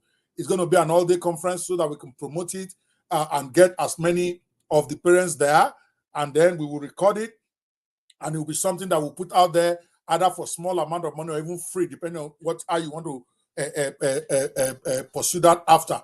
I'm more interested in getting this thing that you know, because the more this knowledge is spread, the more people are helped. So to me, that is very paramount for me, so that other people can take what you are saying, go organize their own conference, whether paid or free, I don't care. The important thing is keep spreading the idea to as many people as possible, because I've never had anybody speak about autism like you. To be honest with you, I've been in a few of them, okay, maybe by accident, or maybe I went because a friend was there. Some of the stuff that you teach, I've not had it. And I feel that many of them need to be very much aware of this, including their friends, because not just the parents, if their friends are also aware of some of these strategies to bring, when I'm promoting, I'm going to ask them to bring their friends, bring their grandparents, bring whatever, anybody having contact with their child. It helps everybody, so that all of us can then work together the way Africa works. It takes a village, so that when somebody is also educated, even if the parent is not there, they know what to do, rather than feeling helpless and getting confused like I used to get. I'm not going to lie. I feel helpless. I want to help, but I don't know what to do. And I'm like, oh my God. But now, if I were to attend that training, now I have a better understanding. That way, I can be a better friend to my friends. All right, guys, it's a promise. Prof has committed. It is coming. You guys know I love conferences. I'm going to put it together, and you guys are going to hear about it over the next 30 days. Me and you, we're going to fix a date, and we're going to make sure we give it enough publicity to make sure enough people that need to be there are going to be there. It's going to be on Zoom. Okay, I think we have spent most of the time on children. I think we have tried. Can we now please do a little bit of business? Me too. I need to tap into Prof's brain. All right, Prof, my first question in that area, as we transition to a different level. Maybe before we do that, let me just play a little video so that way we can call it a commercial break. I want to reintroduce all of you again to the event that is coming up tomorrow. We are starting the AI Business Summit. Actually, my very first one. I'm organizing a special AI summit because I love to share knowledge. I myself started getting involved in AI just in April, but I'm all into it now. I'm writing books, I'm creating softwares that are AI based, and I felt that this is something that the whole world needs to be aware of. In my own books, if I do a software and you also do software, it doesn't reduce my money.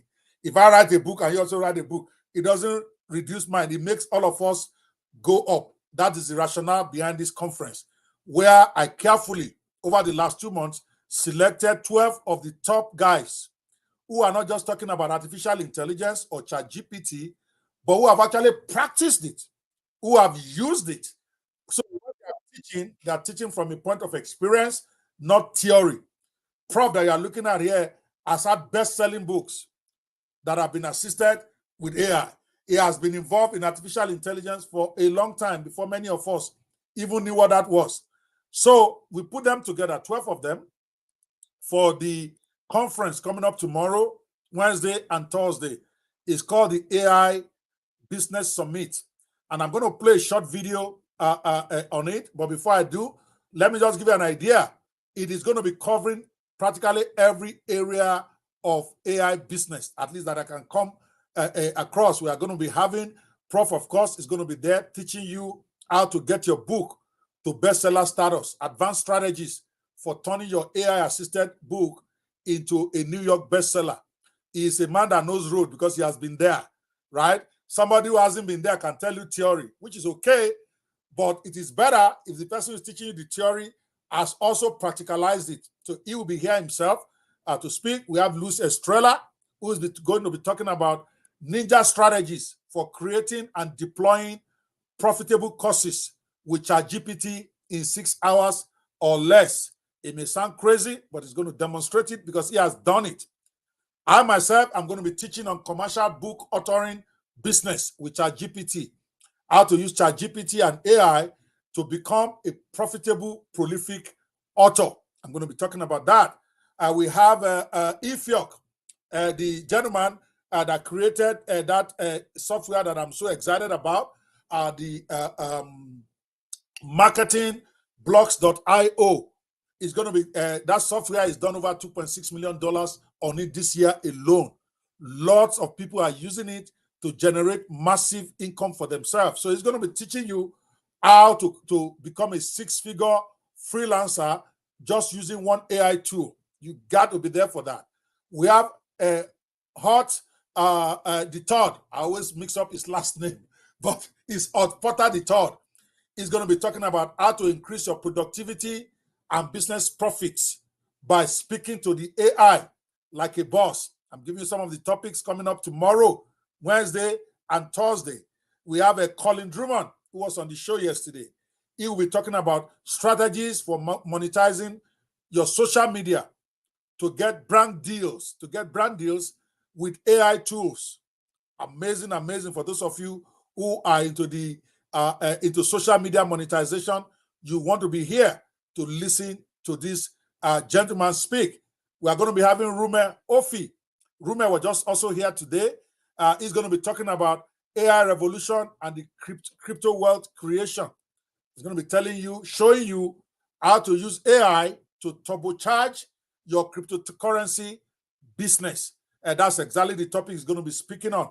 We have Sherry Coleman, who's going to be talking about AI mastery for online course creation, how to turn your passion to profit with artificial intelligence.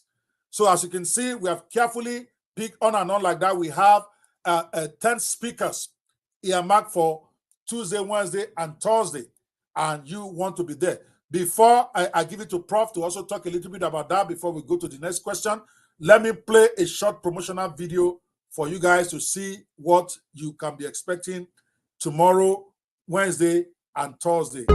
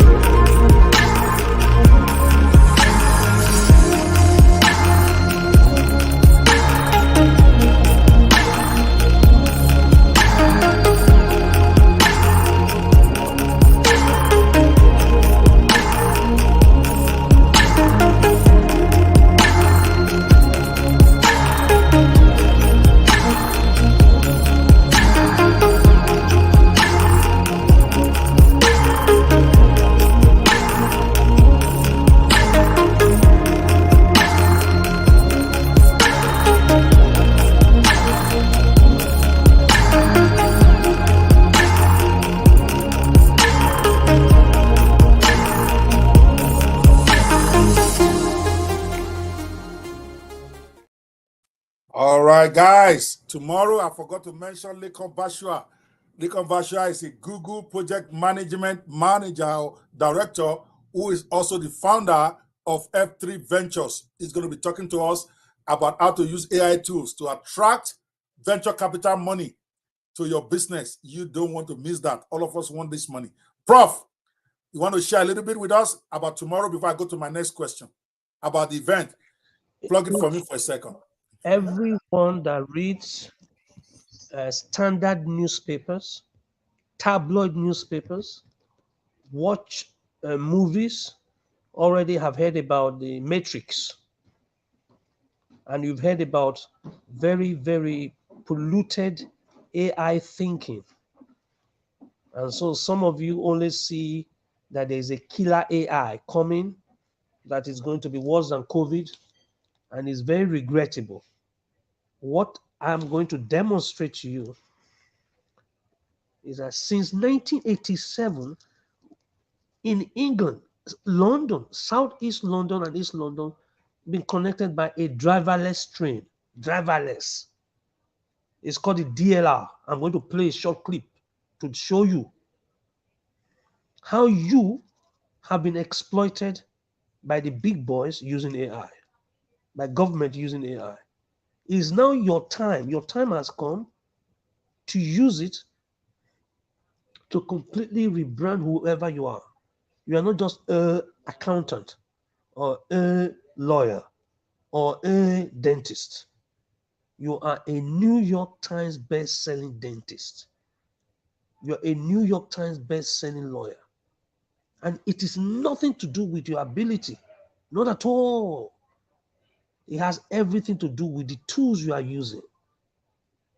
It has everything to do with your planning. Because if you plan for being a Wall Street best-selling journal author, guess what will happen?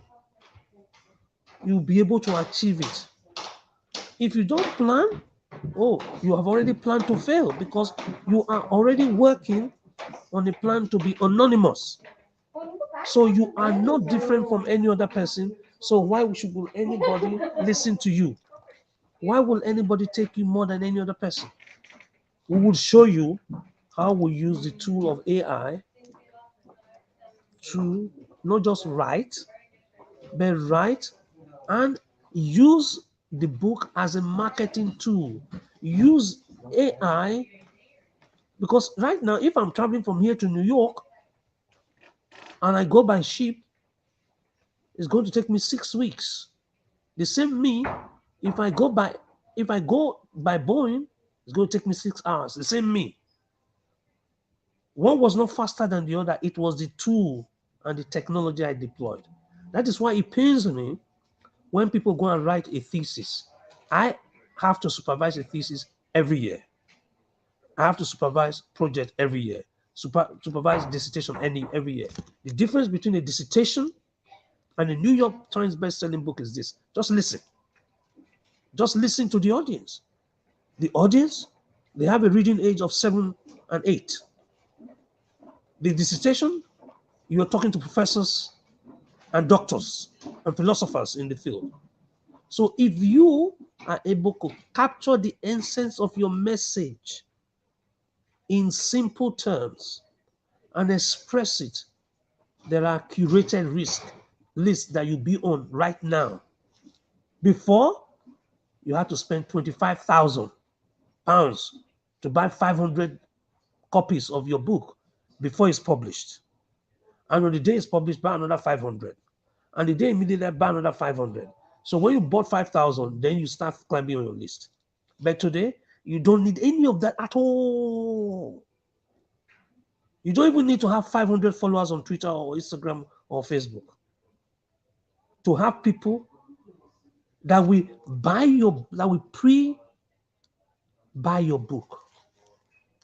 Pre-sales. I will show you how I was involved in the fastest selling book on planet Earth. One book. It has a world record on the highest number of books sold when it debuted. I engineered it. It's common knowledge. I can give it to you now.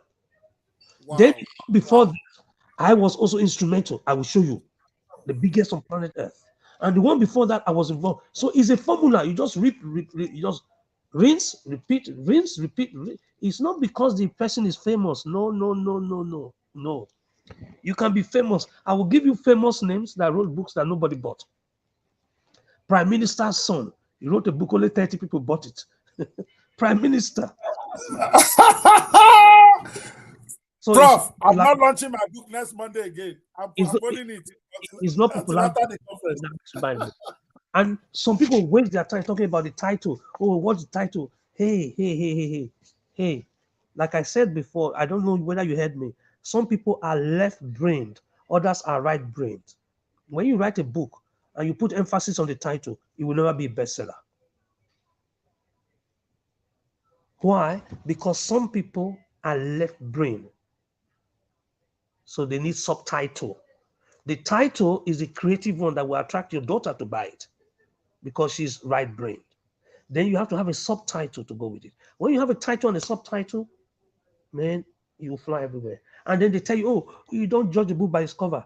Anybody that tells you don't judge a book by its cover need to write a thesis. All the theses have the same cover, black. Oh my God. The cover of your book, if I tell you what percentage it makes for that book to be a New York Times. Remember, I'm specifically talking about the prestigious the prestigious ones that will change your income, change your destiny, and rebrand you. We have had people that have had 2 PhDs, so they know the subject. They write a book, only them and their friends will buy it. And somebody that dropped out of school will write a book, and the whole world will queue up on the day before the book is launched and want to be the first to buy the book. Why? Because they have not used AI and because they have not looked at the data that of people that buy and read books, and they mine the data. And then you have the data points now. You just tick the box. Box 1, box 2, box 3, box 4, box 5, box 6. So you already are a New York Times bestseller. I'm not doing anything to you. Not at all. It's like saying you are a human being. Of course, you are a human being. But you have just written the book for yourself. Most people write books for themselves. They write the book as if they are the people going to write it. And I'm going to tell you, if you are a mother, you are a New York Times best-selling author in how to be a mother. If you're a parent, you are a New York Times best-selling author on how to be a parent. If you failed, you tell them the mistakes they need to avoid. If you were successful, you tell them what they need to do. So it doesn't matter which way. It's just that you have not had the communication system. We plan it, then we write it, then we publish it, then we fund it, and then we move it. 5 steps. You plan the book, then you write the book. The planning. If I was going to ask anybody, please put on the chat which one should take more time. First, you plan. 2, you write. 3, you publish. 4, you fund it. 5, you move it. Which one do you think should take most of your time? Sorry, repeat the 4th and the 5th one. I didn't get that. 4th The and 5th 5th. one, you fund it. Funding. That's number 4. Okay, funding. And the 5th, the very last one is that you move it. Okay. You market it. You move it to where the audience is. All right, guys. The question is, of these 5, which one do you think is what? Most difficult or most expensive or what? Which one is which? Now you are asking the question. I want to know what the question is. I got the 5. Of the 5th one, which one do you think is the most significant? 5 different. All right, guys.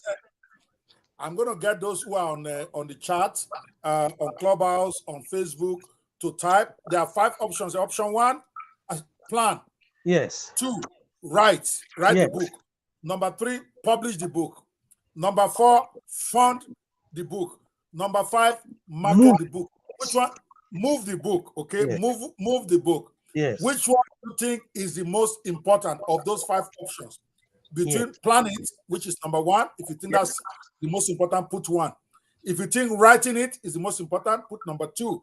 Yes. If you think publishing it is the most important, put number 3. If you think funding the book is the most important, put number 4. And if you think moving the book is the most important, put number 5. Go ahead, guys. Do it right now. Let's just get an idea here. If you're on Clubhouse, that is easy. Just type in the chat for me so that I can give Prof the immediate feedback. Just put a number so it's easy for me to know what number you are picking, please. Guys are writing it out. Just put a number. Number 1 is for planning, if that's most important. 2 is for writing it. Put 3 if it is publishing it. Put 4 if it is funding it. And put 5 if it is moving it. Guys, it's a number you are going to type. All of you are typing stuff. That would difficult for me to count. Now, come on, guys. It's a simple instruction. Or Prof, we have to teach how to answer questions. No, it's not simple. Yeah? It's not simple. So to you, it is difficult to someone that has never interacted with me before. And this is what New York Times bestsellers do. They simplify it below simple so that if a 4th grader picks the book, they will not need to reread the book twice. Let me read the answer now. You have not waited for the answer. Then you will give us the answer. All right. On Clubhouse, I see people put 5, 5, 1, 5, 5, 1, 1. That's what I get from most of them. I'm not counting those who type the words because I don't know what number that is. Then on Gist House, I see somebody put 3, another person put 3, the rest typed it. I'm not counting those ones. Because me, I only count the exam that I gave. I asked them to put a number. They are typing. So as far as I'm concerned, those who are typing, their jam has returned their results. Please forgive them, forgive them, please. Have mercy. Okay. I see I think on Facebook, I see 5, Taufik, 5, Babs Dada. Ogara says 1, Oyeleke says 1, and then on Clubhouse, in the staff, you have mercy. I have, so say I Nick. Sarah put 1, Funke put 1, Stephen puts 5, Lee Golden puts 5, Olayinka puts Planet, I think that's number 1, Souls put 5, Tamika puts 5, Yinka puts Planning, which is number 1, and then I see Publish. Publish is what is Publish? Publish is number 3, Lee Golden. Then Shows put Marketing, which is Move It. Tameka, number 5. Okay, so Prof, it looks like it's 5 that people put the most. Between 5 and 1 is what I see here. Okay, more 5. Then next biggest is 3. Sorry, 1. Then next biggest is 3. Okay, now you can tell us the answer since now you give exam. I gave the answer at the beginning that if you fail to plan, you plan to fail. If you fail to plan, then so 1 is most important. Okay. Because all the mistakes you make in building your house is made at architectural design level. So this is why you now have that in mind. You planned everything. And I'm going to show you how AI will assist you to plan it. Because this 100%, is where guys. Guys, you know why you should be there for this event? I don't want Prof to start sharing that. You have to come for the event to get that. So it's going to be showing us at the summit, okay, how to actually plan, because planning involves everything else. You're going to plan how to write, how to publish, how to fund, how to move, obviously. Now it's obvious. Now that you said it, and I will show you how my friend who was sent to prison, he was sent to jail. He made more money writing as a prisoner than the judge that sent him to jail and the lawyer that sent him to jail. Awesome. I can't wait for that. How the man that was sent to jail made more money with a book than the judge that sent him to jail. Guys, you got to be in there for that. Okay, now let me take Prof on the AI with the little time we have left. I'm blessed that I'm able to pin him down tonight. The man is a very busy man. To get him for 10 minutes, now miracle. So God is on my side today. Let me not abuse God grace. Let me get to it. All right, sir. You are a Wall Street Journal a best-selling author, multiple best-selling author yourself, and mentor to New York best-selling authors. So what is the secret? I'm not even sure I want you to give that secret today. Maybe you should give it tomorrow or when you are speaking on the event. I will withdraw this question. I think this question, or do you want to answer it so that I'm not putting gates? Oh yeah, go ahead, Prof. Maybe give them a little share of this answer.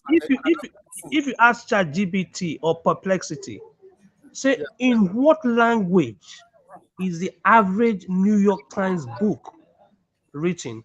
4th grader, 5th grader, 6th grader, or 7th grader?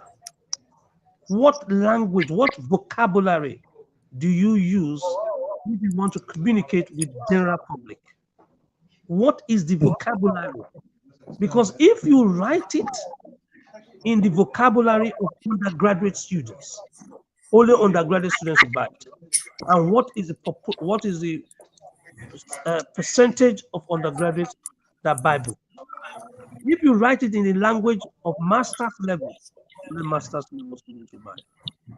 If you write it in the language, so you have to first of all understand that audience that you are dealing with and their reading age. If you do, then you communicate with them, and that's why they come back and buy 6 copies of your book, 3 copies of your book. Robert Kiyosaki. I don't know whether I'll have the video. We'll play that. Reach that for that. I'm going to give you a free copy of it. All of you that join, not because I'm generous, but I want to use it as an illustration of what language will underpin your communication with your audience. If you speak French, you Portuguese, they won't buy your book. If you speak Latin to the English, they won't buy your book. If you now go and speak Japanese to the English, they won't buy your book. So you've got to know what language. This is why I'm laughing. Somebody was saying, is it the topic? I said, don't worry, it's not as much as the topic as the language. So the linguistic level, your target audience are operating at must not be disconnected from your written word. You've seen some books where after reading one paragraph, you go and look for paracetamol tablets, you go and look for headache tablets. But you bought the book yourself, you like the book, you like the title. But when you got home, you read first paragraph, you had headache. You read second paragraph, you went for dictionary. I mean, how can you enjoy that book? That can never be a bestseller, no matter how good the information is inside. The food is very good, but it's too tough for the teeth to chew. They cannot eat that food. So mentally, you got to make it like ice cream. So that they lick it, then they lick it, and they lick it, and they lick it, and they lick it. That's how you get repeat sales. Thank you. You muted again. Yeah, I keep muting myself because I get feedback when you are speaking. So I always forget to unmute myself. All right. So, sir, you have utilized ChatGPT and AI to write best-selling books yourself. How did you leverage the technology in your writing process? Because a lot of people are confused. People sometimes they look down on anybody who use the assistance of ChatGPT to write a book. They give the impression as if the book has no value. But you have been able to prove the contrarians wrong. So how did you leverage this technology in your writing process to still be able to be a bestseller out there? I use Fred.ai, and I'm going to demo that, some of it to you so that you can see it. If you hire... Did you say Fred.ai? Yeah, or Fireflies. Fire, as in fireplace, and then flies, that insect that flies over the place. Fireflies.ai. Okay, and I put it in the front cover of my book, by the way. I wrote in front cover of the book, on the cover page, that this book was not written by me, it was written by AI. And this is the name of the AI, and this is the website, this is how to download the AI. It is what your message is. It shouts louder than how you got your message out. You've heard about the scribes and the Pharisees. The scribes are the people that write things down. They don't have any message of their own. They take dictations. So you are the person dictating to them, dictating to AI, what your audience want to hear. And your audience will buy it. If it's written by a ghost, if it's written by a human, if it's handwritten, if it's written in bad writing, they will still buy it.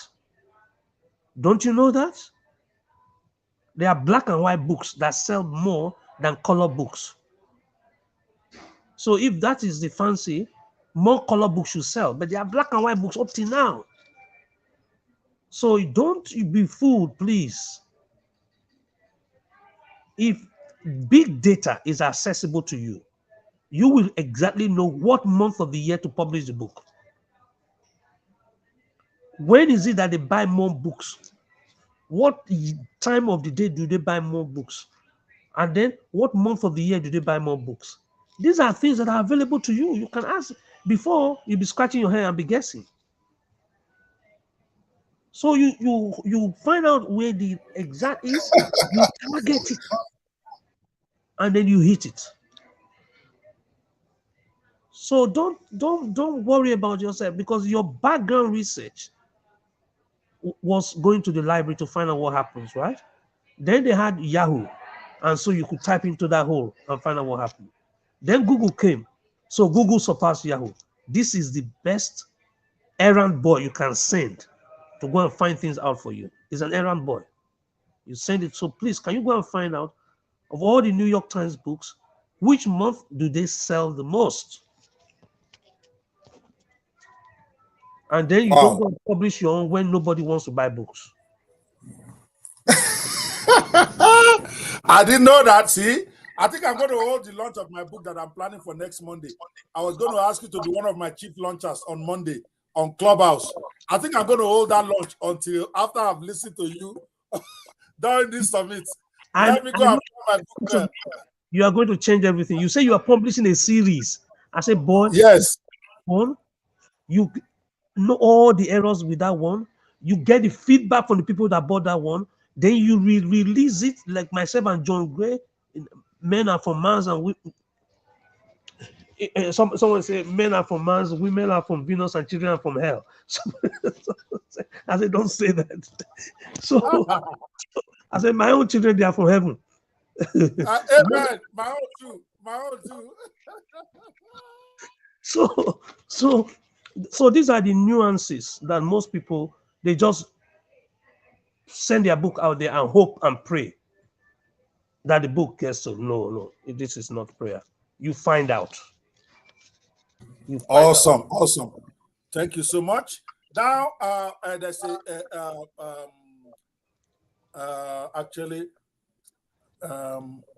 this question. See, because we get this even now as they are developing the ChatGPT and the AI standard, that sometimes the books are the content that you get from ChatGPT or other AI tools, they are not accurate. Sometimes they hallucinate and give you wrong information. So I have to ask, what strategies did you employ to ensure that the AI generated content was accurate and reliable so that one doesn't get embarrassed when he puts his book out there? You see, the output is as good as the input. There was a guy you were speaking to yesterday, Louis, was talking about one-click sermon. One-click sermon. And some people thought it was joking. But I have been there. I understand what he's talking about. One click, an entire semester's teaching of me, 12 weeks, were generated. One click. So I've used it for specialists. A whole semester teaching. 12 weeks. One click.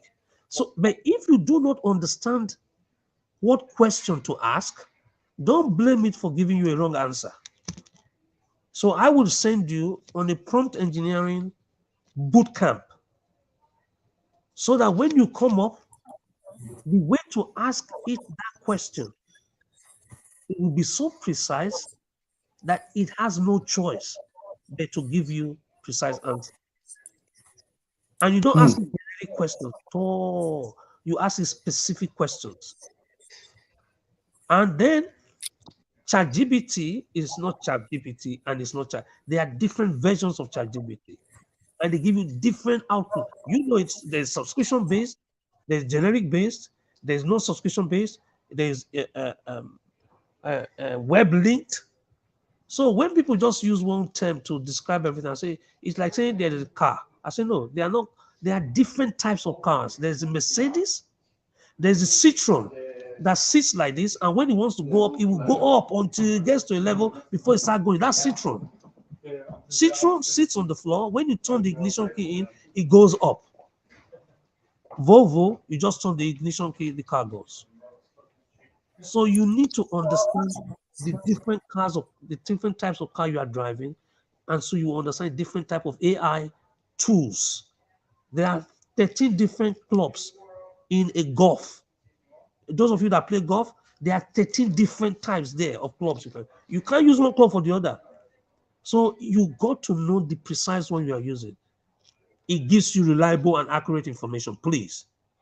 Are you saying that Google is more reliable than ChatGPT? Who's saying that? Can anybody, I will show you. Can anybody say that Google is more reliable than ChatGPT? Yes, so I will say that too.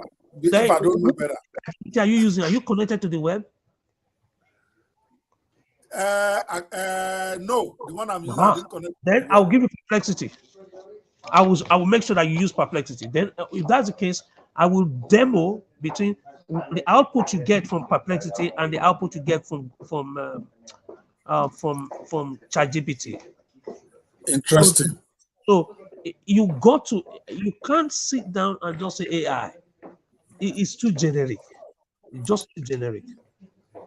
You know how many AIs we have today? Over 8,000. 8,000 that I have seen. There are many more. Wow. Please ask me at the beginning. I'm going to play you a music. In the middle, I'll play you music during my presentation. And finally, I'll play you music. And I'll ask a quiz question. Whoever gets it won't get $497 worth of tickets. So please train your ears, and we are going to do one experiment. You will not believe what you are going to hear. Awesome. I'm looking forward to that. I want to win that. Can I contest for that 497 also? As the host, can I contest for that question? No, you are too much for that. You are already an expert. I want the younger. I want the younger ones. Okay, all right, sir. We'll let them have it. All right, but you have answered it a bit, but I wanted to answer it again. What advice will you give to aspiring authors who are interested in exploring the use of AI in their writing? Maybe a kind of short guideline about what steps to take. Yes, sir. You already said it. Identify someone that has delivered results, not somebody that is teaching it. Someone whose book has been written by AI and that book has become a bestseller. Or someone who used AI to write a book and the book has hit global prominence. Or someone who used AI to write a book and that book has sold millions. Then number 2, follow that person, because that person is not stupid. Follow him on Twitter, follow him on Thread, follow him on LinkedIn. If you have access to him, go sign up for his course. If he doesn't have a course, follow him. You will see a lot of clues in why his AI generated book was able to sell thousands and thousands and millions, while other people that did all the hard work. And this is what pains me. This is why we are putting this together. There are so many people that put in so much work, hard work, and they have a great message, but they don't know how to go about it. We must hold their hands until they cross and get to the other side of the river of success. We must hold their hands until they climb until to get to the peak of the mountain of success. Because there are people that genuinely have life experiences. I met a woman that delivered twins in the midst of COVID. She delivered twins in the midst of COVID. Such stories need to be heard by people. I need another woman that had 6 heart attacks. 6 heart attacks. Most people don't survive 2. 6 heart attacks. So I don't know who I'm speaking to now. I don't know who is hearing this on replay. I don't even know who will hear this and would have missed the conference. Please, your story will save a marriage. Your story will save a divorce from happening, prevent divorce from happening. Your story will save somebody from going into debt. Your story, your message is more important than the grammar of the book. And that's what New York Times bestsellers are. There's always a core message for a core audience. And we'll make sure that you get that out. Thank you. Awesome, guys. Guys, you can see why it is absolutely important for you to be at that workshop from tomorrow, Wednesday and Thursday. In fact, several of the questions I have left for Prof here I have to do with getting your book to bestseller, how to write. I'm going to scrap all of them because I want you guys to come and hear him attack them at the conference itself.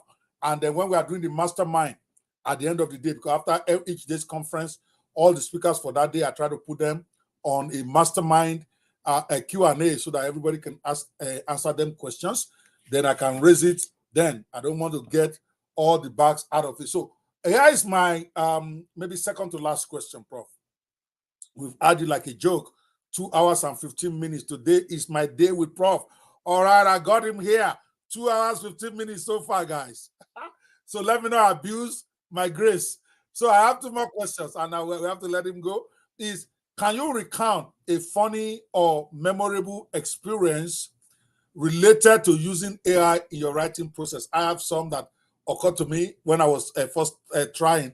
Can you recount a funny or memorable experience related to using AI either in your writing process or in any of your projects that can be heartwarming, so that people know that nothing is perfect? There's always going to be some funny or memorable stuff. I'll let you take that question any way you want, sir. I put in the book on Princess Diana that each chapter should be 2,000 words long. So the AI, when it comes to the 2,000th word, it cuts it. And even when it didn't make sense. So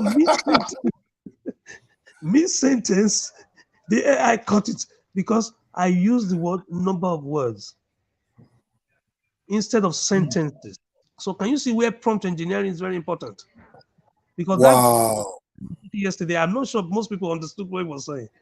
Because if you now cut the word, you read it, oh, what is this? So you move it. So please understand the imperfection of the tool, because you will always be responsible for your output. You are the editor of the book, and you are going to have the final say about the book. And then the second one was the fact that, I think you wanted only one, right? No, as many as you can give. Oh, please go, sir. I said memorable experiences. It's a typo. It's a typo. There's a gift shop inside the palace, inside where the king lives. So, and they display different books there. And one day, they didn't know I was the person. I was walking through. There was a lady that bought 3 copies of my book. So I said, oh, excuse me, ma, why are you buying this book? Middle class, white lady. The lady said, I said, but there are other books there by this. The lady looked at me and said, you see, you don't know anything about royalty.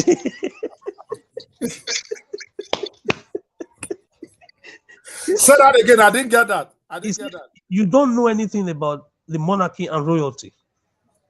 Now, if you do, you won't ask me why I'm buying 3 copies of this book. This is my book that she bought. Buy 3 copies of the same book. Yes, I was asking her why she bought it, and she's the first sentence that came out of her mouth. You don't know anything about royalty. You as your book that she was buying. That's the joke of the year. So, what did you tell her? You are just laughing. You didn't say anything. What did you say? Will you quarrel with a customer? Don't quarrel with any customer. The customer is always. That you agree? Yes, I agree. You agree? Just buy more.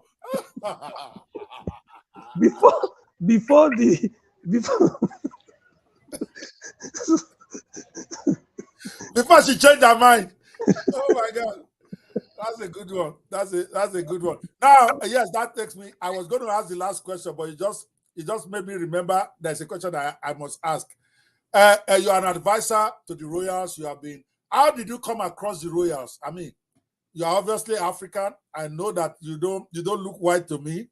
I don't know. I know you are not related to them. So how did you get to have the hookup with the royal? I even see you giving out tickets to royal events, tickets that people are fighting to get. You're actually giving it out. How did you get the hookup? What happened? How did you guys connect?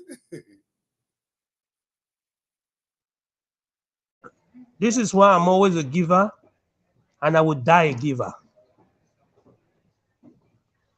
I met a gentleman who said his son was going to be expelled from school his son was going to be sent out of school.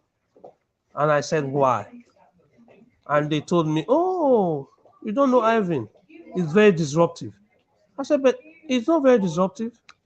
This what the problem I have. This is what I still said about autistic program. This is why I'm keen on doing the program. Because when you plant your seed, you never know. So I then met Ivan and said, Ivan, I heard you are disruptive. He said, no. I said, I know you are not disruptive. Then when I asked Ivan question, I then found out that maybe what I'll put now is undiagnosed mild autism. But I asked him question because when I ask you question, people think I'm asking question. No, I'm really doing assessment of you. And most times I come up to a conclusion. Like that's when you were talking about your daughter. I was doing hearing what you were saying and assessing your daughter. I said, okay, she's right-brained. So when I meet your daughter now, the way I'm going to discuss with her, she'll be shocked. It's as if I know so much about her. Okay, I'm coming. That's how. So you need to meet all those people in your bag, on your phone. Oh, we are going to wrap up now. Let me finish my time with Prof. I will fight them. Oh, hey, I may not get Prof tomorrow. I don't get Prof today. Oh, it's in the background. Okay, go ahead, sir. It's your fault because you asked your brother to come today. Your brother is in town. You heard that? Yes. President Biden he came. Oh, that's true.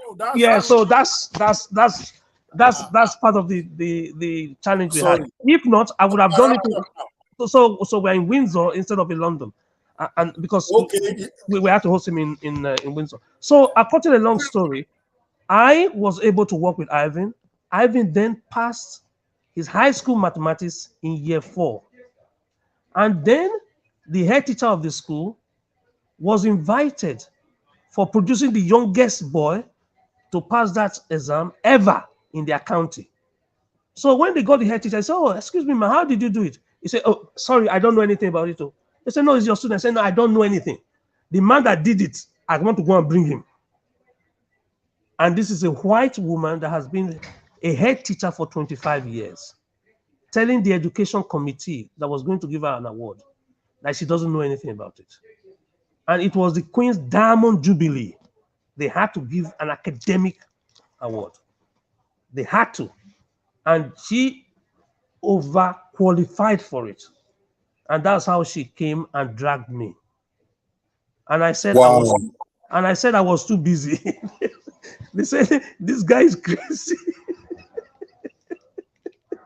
They said, this guy is crazy. You're too busy. This guy is this guy is an eccentric. This is the other reason why we must get him. Because we are keen on hearing from him directly exactly what he did and how he was able to get this thing done. That's how we appeared on the Queen's, because I didn't know then that the granddaughter of the Queen's wrote the same exam at the age of 17 and failed. And this is someone from inner city. They said, no.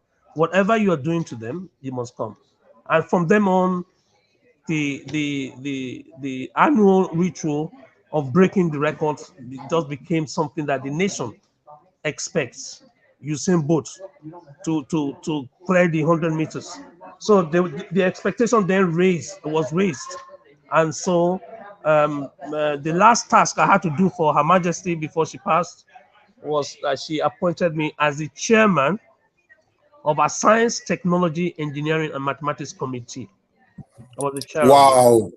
And during the coronation, they made me the coronation lecturer again on AI. So that's it's a long story. Wow. But she then went on and gave my daughter MBE, the youngest scientific MBE ever given throughout her reign, 70 years. Wow. So that's a long story. Wow. I didn't even know your daughter won that an MBE award from the Queen. Oh, she's wow. MBE. She's MBE. She's MBE. Wow. And now she's got. Do you know how many doctorates she's got now? How many? 6. Bro, see, I was looking at the picture of 21 years ago. No, that's doctorates now. 6. That's ChatGPT version 4, version 3. 6 PhDs. And we're attending one on Friday. We're going for another one on Friday. That'll make it 7. How old is honorary? and I'm making noise. My own is honorary and I'm making noise. So she has got fixed and once. Yeah, I better be keeping quiet. All right, Prof, last question so that we can let you go enjoy your stuff with Biden. I'd forgotten today will be a very busy day for you. So thank you so much for still coming on. So your last question for tonight, at least, looking into your crystal ball, what future did you see for the AI industry and how it will affect our lives, business, and faith? As a man who's been there, done that, who's been playing with it for more than 10 years, how do you see it affecting our lives, business, and faith in future now that many of us are finally waking up to it? That's the parting question. This is too hard. This is too hard. I'll need 3 hours to tell you what it will do in education. Education is going to be redefined because the current model was designed in 1440. The hospitals are gone. We have virtual wards. The hospitals are gone. The accountants have all been dismissed. They now do high-level work. No ledger, no sage. Engineering has now been reconstituted. We will not be able to travel from New York all the way to California, wasting our life by flying 3 hours or 4 hours. It will be 15 minutes. From New York to London will be 15 minutes. From any point on the surface of the earth to another point of the surface will be 15 minutes. And you don't understand how fast everything is going to be. Fast, F-A-S-T. Quick. You cannot even begin to imagine. So this is why every one of you on this call must go and do what is called speed reading. Because most of you now are doing your reading at 200 words a minute. You've got to do it at 2,000 words a minute. There are AI tools that will come in to be able to read an entire book for you in minutes. So please don't think the world is ever going to go backwards. Don't think that way. If you are not ready for change, you should have died when my grandfather died. We will have rejoiced that you once lived and died. Because change is inevitable, it's only the species that adapts that survives. It's not the species that is the strongest. It's not the tallest. If you cannot adapt, you might as well have got a black tie. We have a funeral service for you. You that is afraid, please, you haven't seen anything to be afraid of. No, no, no, no, no, no. Because holography is going to replace photography. How can you tell me Uber, that does not own a car, runs the biggest transportation business on the earth? Airbnb, that doesn't have real estate, has the largest real estate returns. How can you tell me that? This is just a warm-up. Whatever you had doubts about, that the scriptures told you that he knows everything. I know somebody now that has read all the books ever published by man. He has seen all the drawings ever drawn by man, all the photographs ever taken by man. And it's in my pocket. It's called AI. The fighter jets that have flown better and more accurate than AI. Let me repeat this. The number of satellites you are going to have as a family is going to be more than what airlines have today. Great things were written about you, and you have to manifest your greatness. All we've been doing so far has been child's play. Behold, all things have become new. Close your eyes and begin to imagine the impossible. And done speaking, as we say in Clubhouse.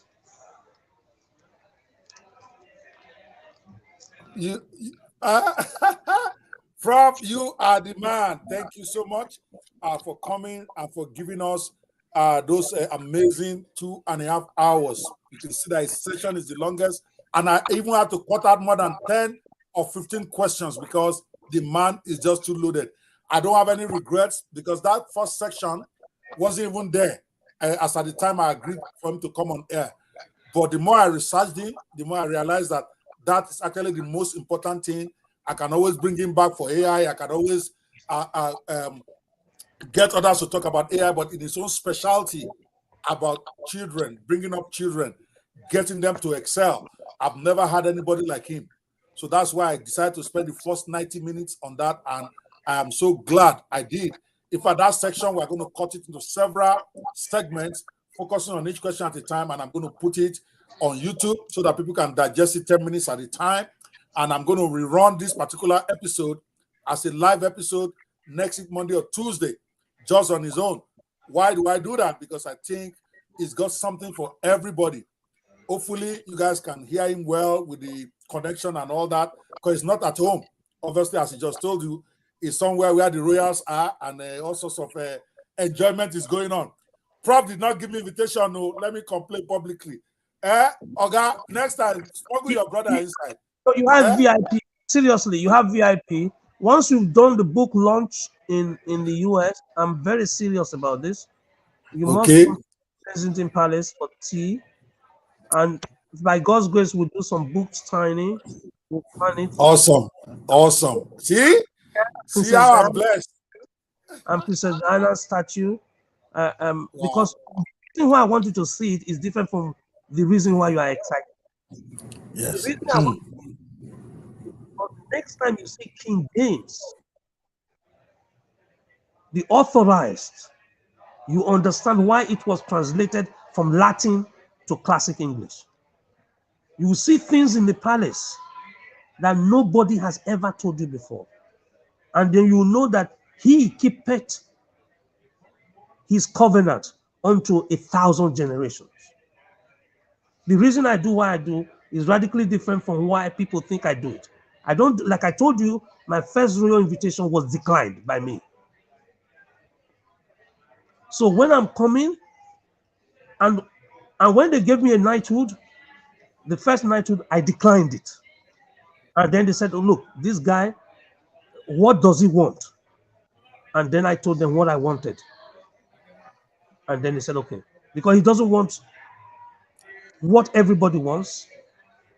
And he said, because you asked for what nobody asked for, Solomon, I therefore have given you what you want and what everybody asked for. That you will now have 56 different nations knocking on your door. 56 nations on planet Earth are part of the English Commonwealth.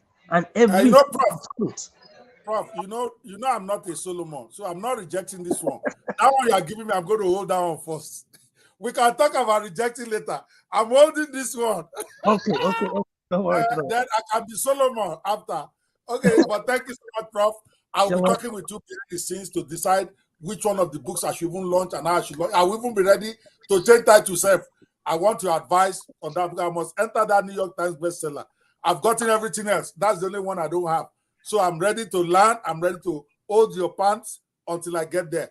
Thank you so much, Prof, for what you do. I appreciate you so much. You are a gift to the world, not just Africans now.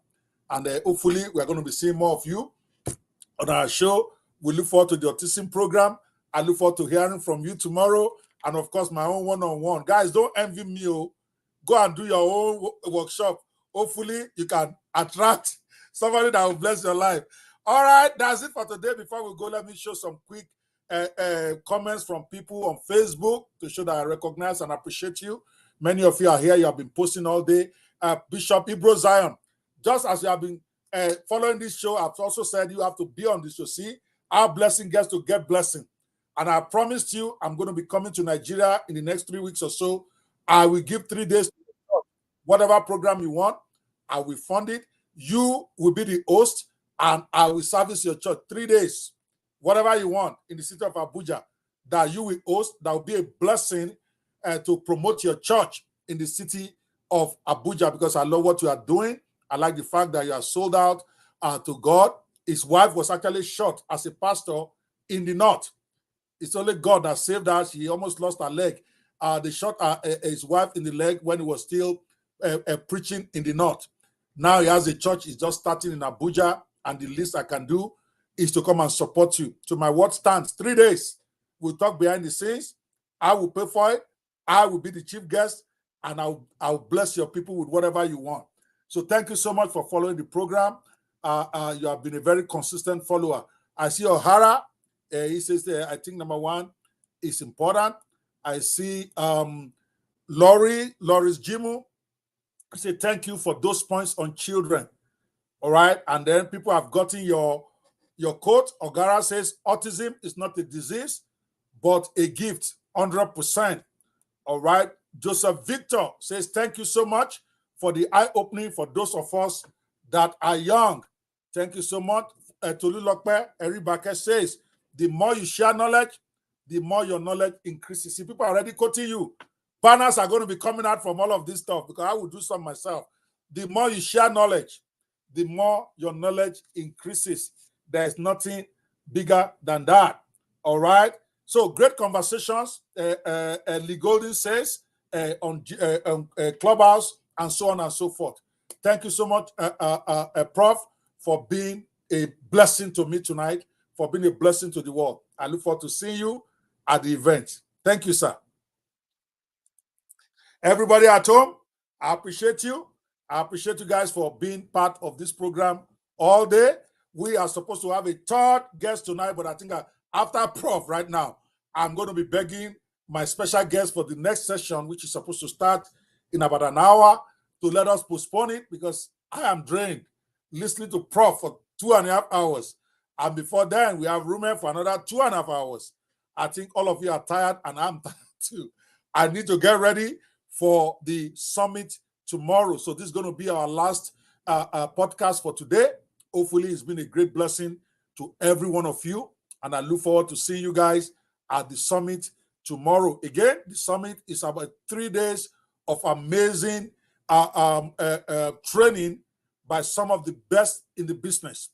We have it in different sectors, different niches, and the emphasis will be on how to monetize and how to maximize AI for your business. And you need to be there. The conference has a free option where you can register for free and just attend the events for yourself. We wanted to make sure everybody gets access. Then there's a silver pack that has a lot more than just attending the conference. For instance, to get a copy of the recording of all the conference materials, to get some free books and some free software from me. And then we have the gold version. Okay, we have the gold version where you also get, apart from the recording and all that, you get a 1-year subscription to my Business 360 Club, which is probably on match value.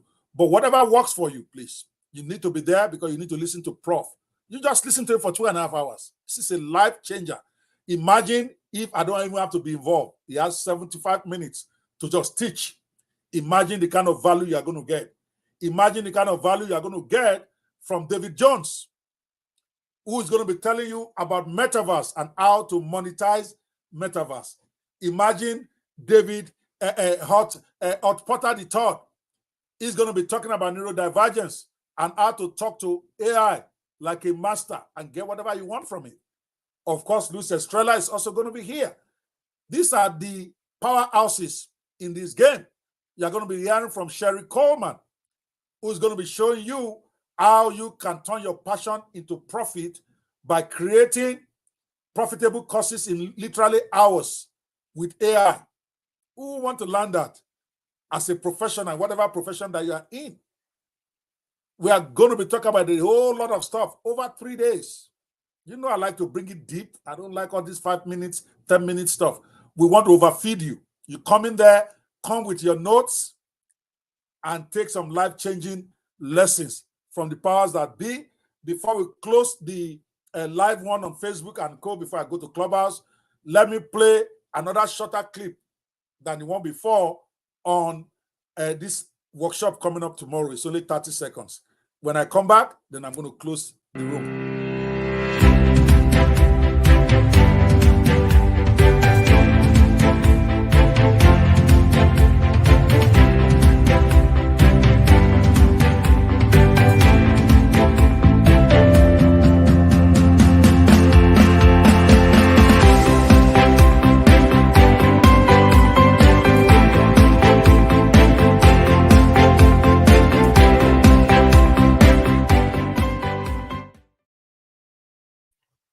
That's it for today. Thank you guys so much for supporting the Fearless Netpreneur Podcast. We hope to keep bringing you some of the most life-changing individuals out there. Until tomorrow, Dr. Ope Banwo is out.